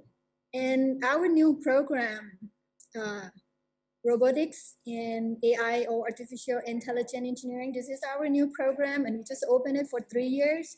So, we next year would be our first batch to graduate from this program. And in the robotics and AI engineering, the students will learn about the robotics design and system integration, and also the artificial intelligence system. And some of the application would be to build the robots for the healthcare industry, or any services for the industry, or for the startup business, you know. And for example, like, everything okay? Okay, can you still hear me? Yes. Yes, we can still hear you. Okay, all right, I'm gonna continue. Yep. And for the robotics and AI engineering, the slides that I'm showing now is an example of what the students are doing in this program. This is the second year and the third year student. They are working together in order to design the robots, and also design and build the robots. And the robots that they built are the Pinto and Ninja robots. And this robot is actually in action now. You know, like after the student finished building it, we already sent it to help the people in the healthcare, you know, to use these robots to fight against the COVID-19. And these robots that the student builds, you know, help protect the healthcare worker, you know, so they don't have to like be exposed to the patient directly. So, you know, they can treat the patient by using these robots that our student built instead. So this is just an example that what the students are doing in this program here at the ISE. And our next program is the ADME program, which is the Automotive Design Manufacturing Engineering. So for the ADME program, what the student would do is they would learn to design vehicle, you know, and design also construct a vehicle. We actually have a club that the student would learn how to design racing car, and also build the racing car from scratch, you know, by themselves. And also the student would learn how to build or how to design the electric vehicle, and also the autonomous vehicle, the vehicle that wouldn't need any driver to drive. This is an example of what our students in this program are doing. What they're doing, you know, they design cars, you know, and they actually send it for the competition too. And as one of our speaker, Kunat actually our alumni from the ADME program.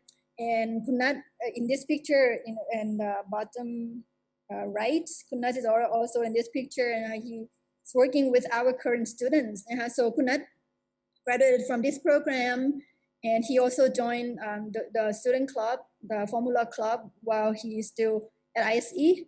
And after he graduated, you know, he started up his own company, built the electric vehicle, you know, the electric motorcycle, and his company is doing really well. And he actually welcomed our current students, you know, to experience what they're doing at his company, and also actually come back and help the student in this program to design the car for the competition also.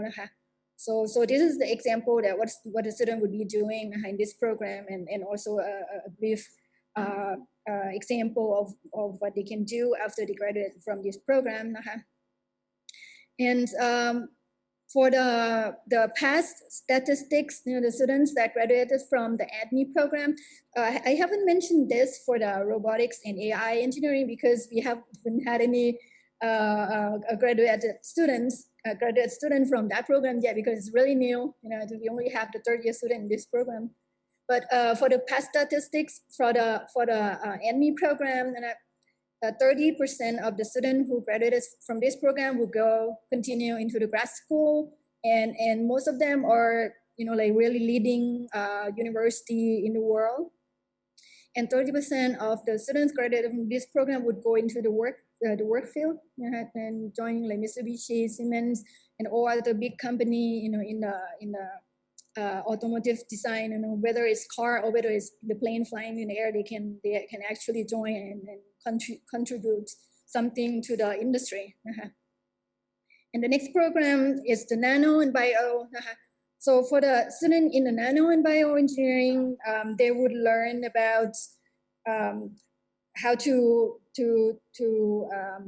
create, actually how to generate or how to invent the new material, for example, multifunctional material that can be biocompatible, can be put in the body, or like the material that can conduct, the electricity, like semiconductors, things like that, or even the textile clothing design, yeah, so different kind of things that they can do. So for the student in the nano and bioengineering, the first 2 years, they would learn about the basic engineering and the core nano engineering. And then in the third and the fourth year, they can select whether they want to specialize in the bioengineering or the advanced material engineering. And the students who graduated from the nano engineering programs, about 45, 46% of the students would continue into grad school, and about 54 students would go into the workforce. And also the leading university and the big companies around the world.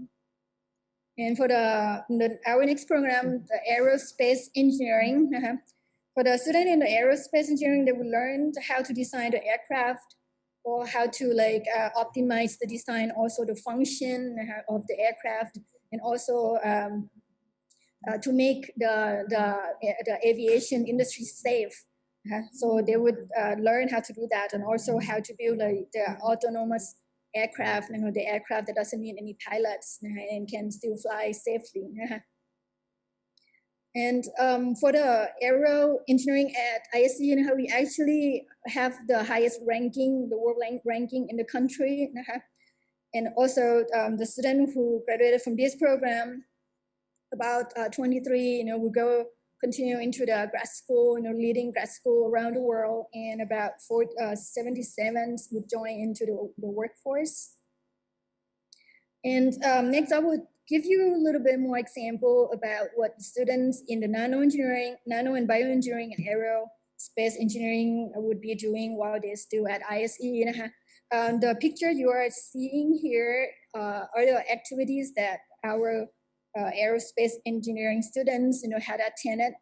They build, design the aircraft from scratch and send it to the competition around the world. And they actually won, last year they won the top 20 of over 100 teams, from different universities around the world last year. But then unfortunately they didn't get to send the real plane to the competition and go to compete by themselves because of the COVID. But they actually got really good score on the report, and top 20 of the world, over 100 something of the university that attend the competition. So yeah, so not only learning the theory, they actually apply the theory into the real things. They can actually build the aircraft from scratch and send it to the competition and win some awards. And the next is the one of the projects that our nano engineering students did while they at ISC. If I'm not mistaken, this invention is actually from the senior project of our nano students. So after they graduate from the ISE, they actually become a product of our student startup company. So this is the nano mist, really fine mist that would help, give you the instant cooling effects. So it actually become a product that sells in the markets now, which is the product of our very own alumni from the nano engineering. And next is the ICE program, information and communication engineering. For the ICE program, the student would learn how to design software, to create the program, build game programming, data engineering, how to utilize the data in order to predict the trend of the markets, things like that, or how to create the mobile application or the cyber security. That's just a few examples of the student can do after they graduated. So, for example, the projects that our students can do while they're still at ISE. This is one of the projects of our alumni while she's still the first year, the senior at ISE in the ICE program. She actually built a sensor for the water, and for the shrimp farmer. So this sensor would help detect the quality of the water and then send the data real time to the mobile application of the farmer. So the farmer doesn't have to go and then sample the water, every now and then, but she can just stay home and relax, and then see the results of the sensor right on her mobile phone, and she can use that time to spend on something more useful. So she actually, from this project, she actually won. She's the winner of the startup competition. So while she's still at ISE, she actually invented something from what she learned, and have a really big achievement from what she did. So this is the award that she won. Kun Manirat, our alumni from the ICE program. And also other mobile application that our very own student from the ICE program did, while they're still studying at the ISE. It's the application for Jula Pop Bus. So this application, and also another one's the Veer Bus. These two applications can report the real time, the user, the real time information where the bus is, and so they can plan when to go to the bus stop, and plan when they would arrive at the destination. And also the Drybot is another application that the ISE student did while they're still a student, still the student at ISE. It's a Drybot application. This application would give you the information about your car condition, just physical checkup, our body checkup, so, or how our car is performing, the performance, things like that, when to send it to get fixed, things like that. And for the ICE program, 29% of our graduates will go into the grad school, and 70%, about 70% will continue into the workforce. And for the exchange program at ISE, we have actually ISE, I can say that we have the biggest network of the international collaboration. So each year we would have almost 100, without the COVID-19, the pandemics, we would have about 80 to 100 of students from our our collaborating university, would come and be an exchange student here at ISE. So our student here, from Thailand can actually have the experience, really internationally. And the community is really high diversity, students from different countries. But this is an example of the inbound student that will come to study at ISE each year. Actually, now even with the COVID, we still welcome students from abroad to come and study with us. But for during this situation, they have to stay at ISE for like a year or longer than that.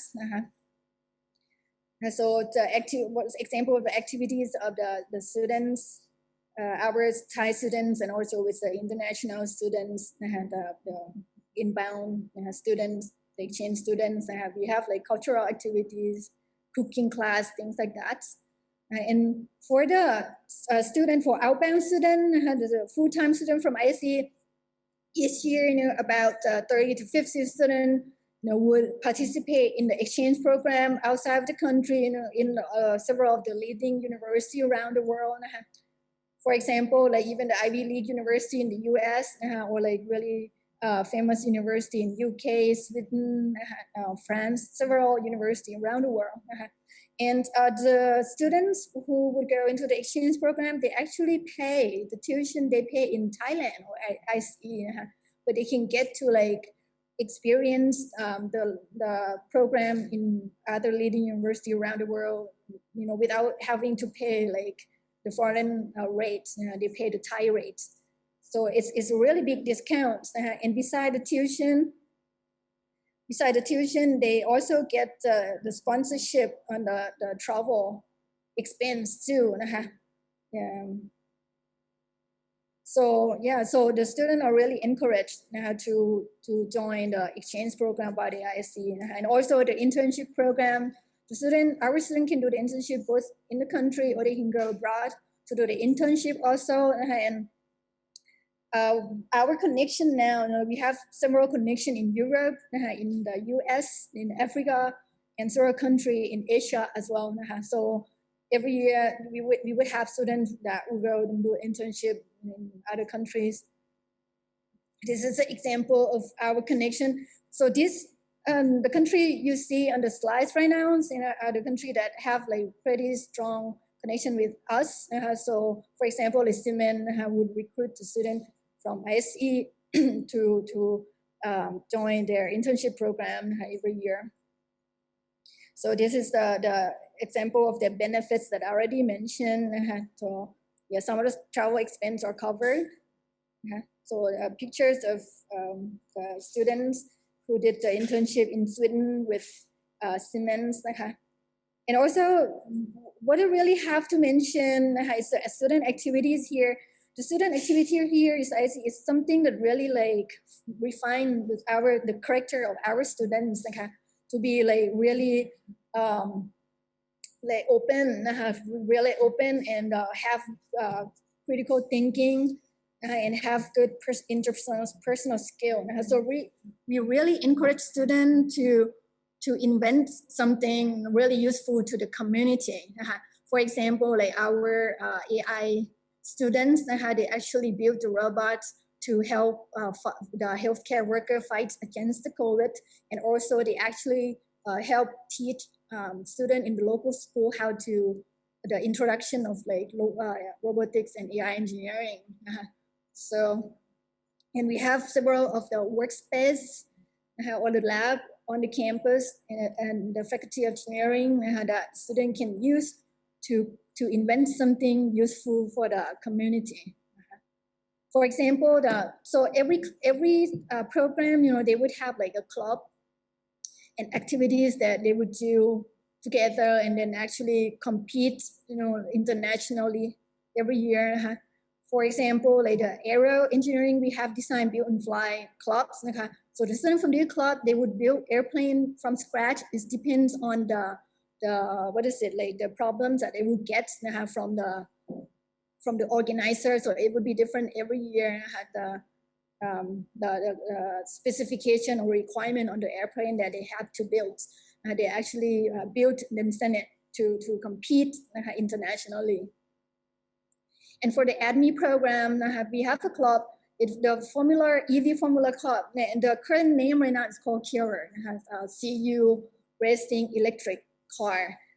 So they would build, design the racing car, and the racing car that use electricity like 100% and send it to compete.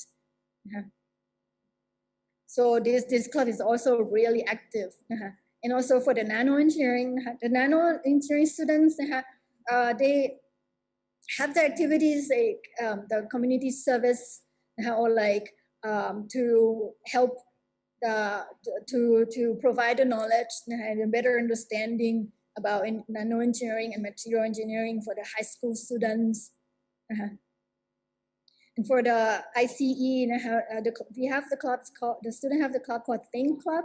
And this Think Club, the student would invent some mobile application that would be useful for the community. For the example, the Chula Pop Bus or Via Bus, which are the mobile application that the student invents that have while they still at ISE, student at ISE. And for the robotics and AI, so even though this program is really new, but the project, the student get together and do things together, really useful and really help the community. For example, the second and the third year students from the AI engineering, they get together and build the robots to help the healthcare worker. And actually recently, just yesterday, they send some more of the robots that they built to the hospital so that they can use fight against the COVID. And for the facility, as the previous video clip already mentioned, we have several facility really like fully equipped. I would say that. So you would really enjoy your time at Chula.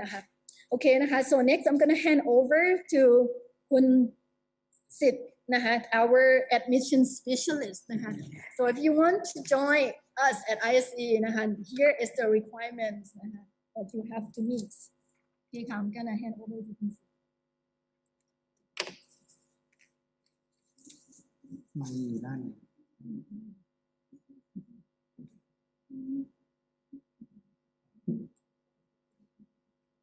ทำไมไม่แสดง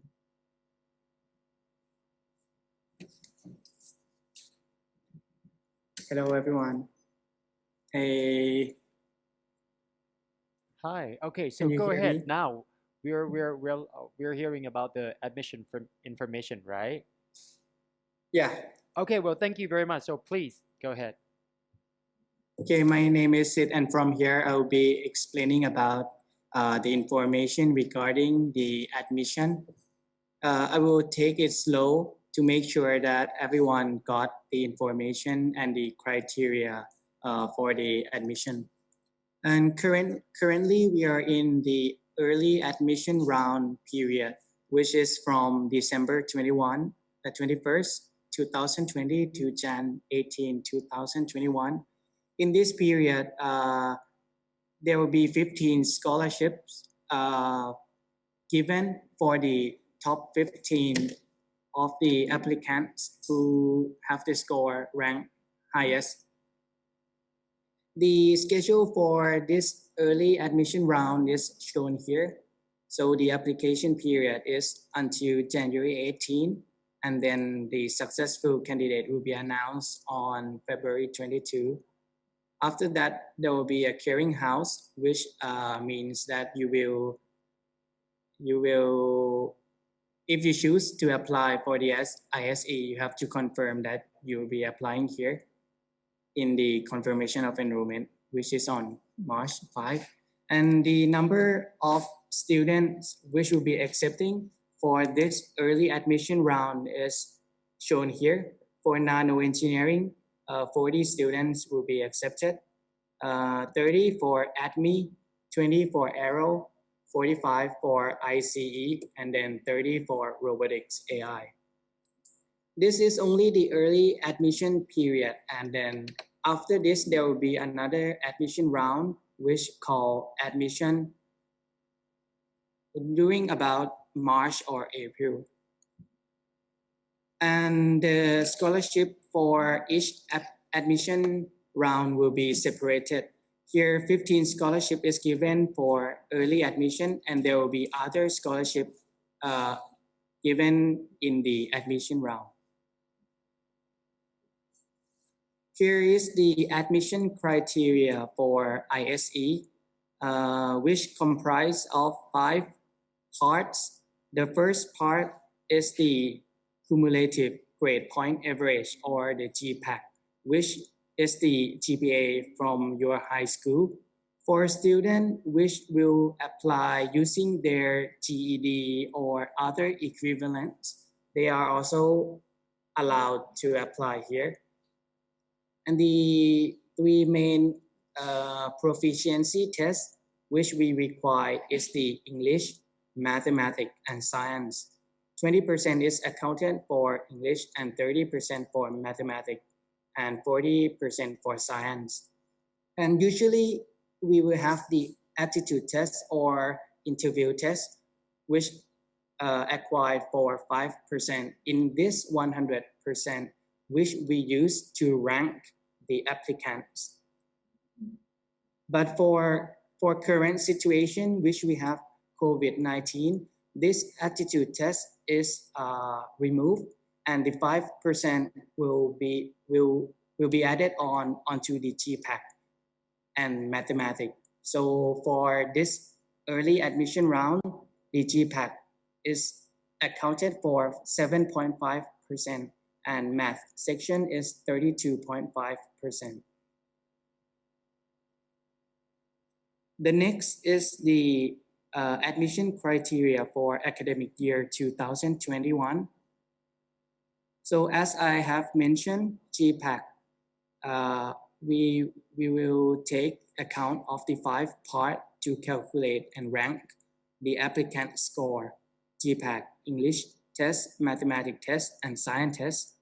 What we accept for English test includes TOEFL, IELTS, CUTEP, and the mathematics test includes the SAT, SAT math, and SAT subject test math too. So here we only require one of the following for each part. So simply say that you have one score in each part, you are eligible to apply. Regarding the passing criteria and minimum requirement, I will explain further.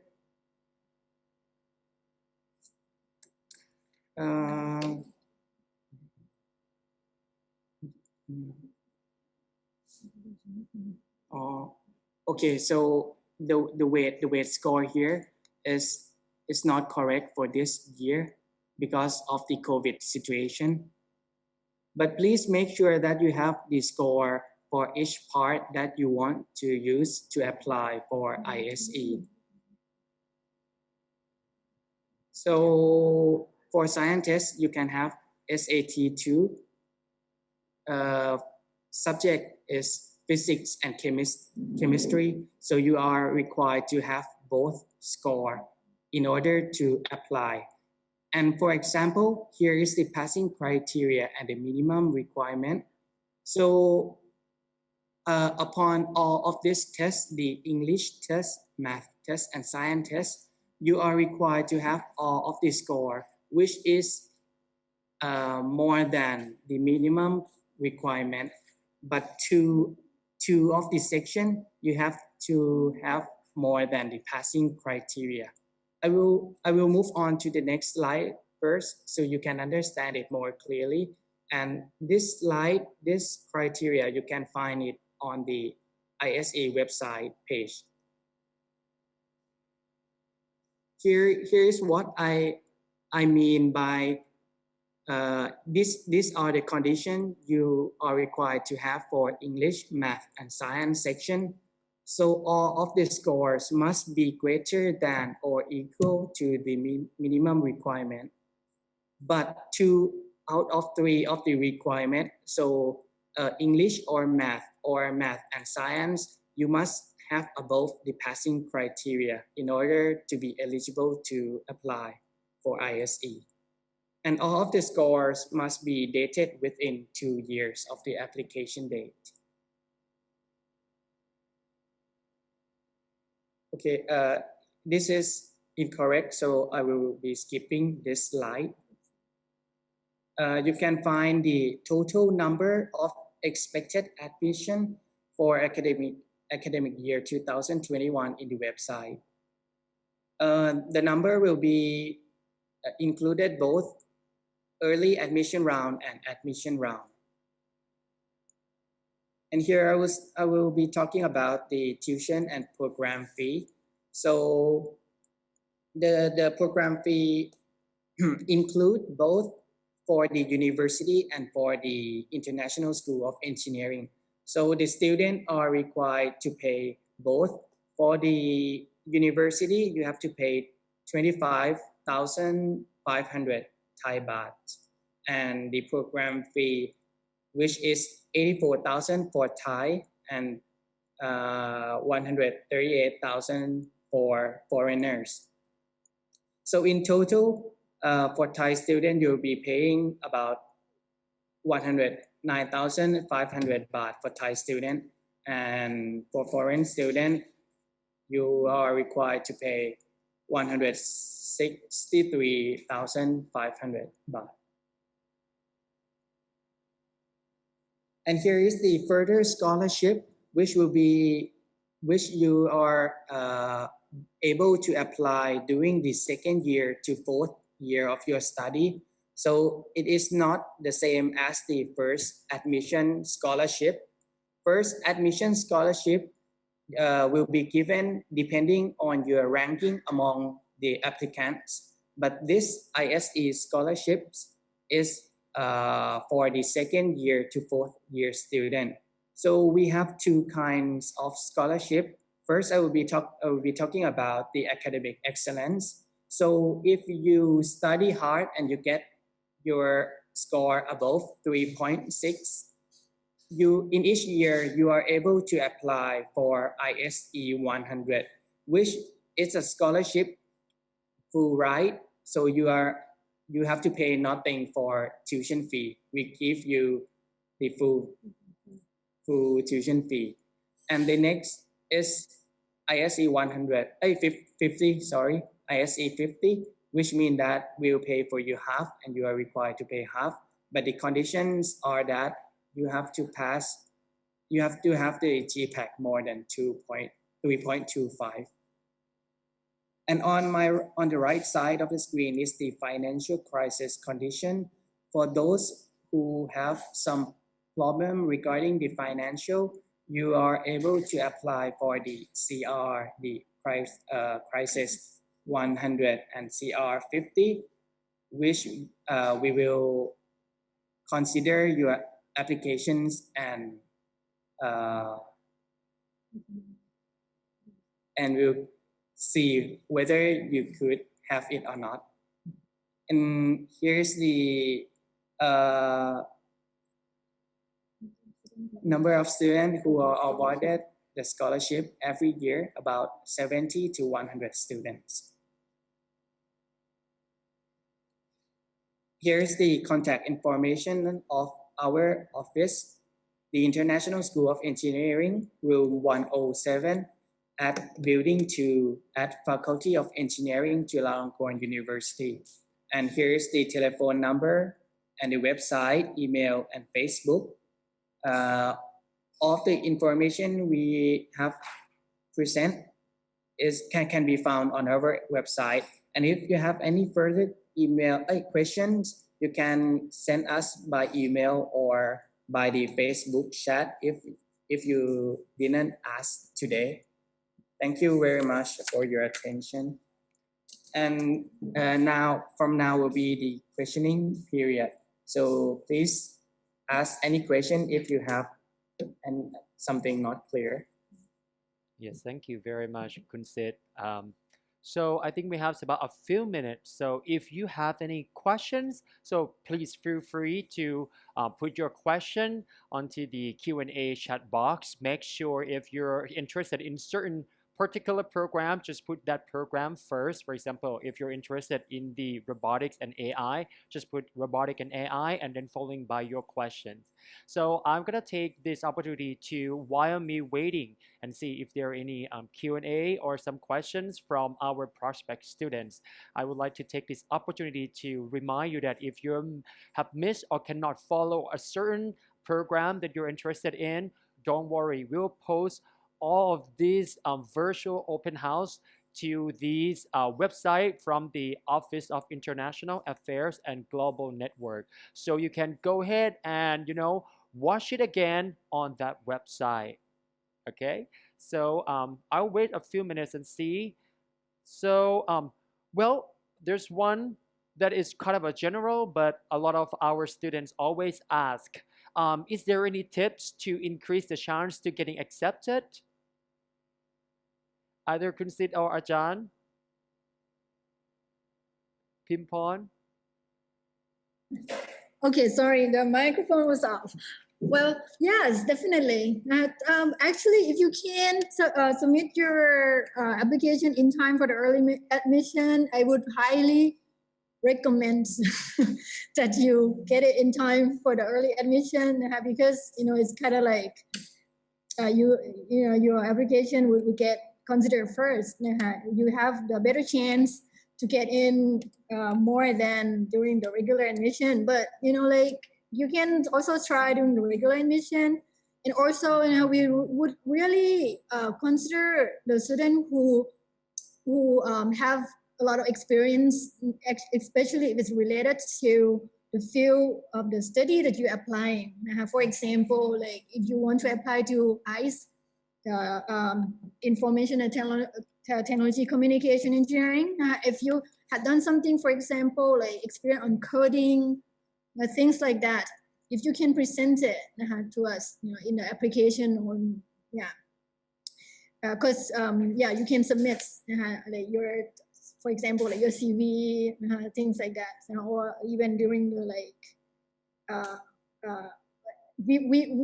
for this time we're not gonna like count at the percent from the interview, like we wouldn't have any score in the interview, but we actually still have the interview. It would be online. So you can like present it to us. I see. If you have any like past experience. Thank you very and much. also like try to do really really well in school now, get good GPACs. Yes, that's and also, right. good. Yes. Because you guys gonna allocate 5% of partials of this interview sessions into the GPAC, right? Yeah, that's correct for during this time, because we have the limitation on the physical interview. So that's what we're gonna do for this time. Okay, well, thank you very much. I think now that's all we have time for. Thank you, Ajahn Dr. Pimpon Ponpech, so much for giving us this wonderful and insightful program. We learned a lot from you. Thank you so much. Thank you. And also, thank you, Kunsit, as well, for sharing your admission process. Along with our speaker, Kun Natapat Viriyasawat, CEO Edison Motor, and Ajahn Pichaya Patana Satya Wong, faculty member and head of Electronic Devices and Materials Innovation Laboratory, WISTEC. Thank you so much.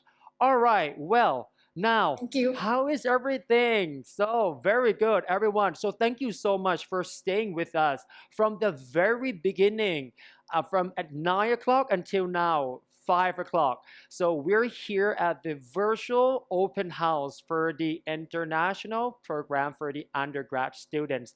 I hope you enjoy and you learn a lot from each program that you're interested in. Once again, if you miss certain programs, don't be worried, because you can also watch this one again. We will post it on the Office of International Affairs and Global Network website in the next 2 or 3 days right here. And on behalf of Chulalongkorn University, my name is Ot Chanukrit Tinkalaya. I would like to thank you, all of you, for being here and attending this virtual open house. And I would like to also extend my gratitude to our faculties, our speakers, and all of our behind the scene teams, which are the team from the Office of Academic Resources and the team from the Office of the International Affairs and Global Networks, who arranged and organized this virtual open house. Well, thank you very much, and I hope to see you soon. Thank you. สวัสดีครับ Bye bye.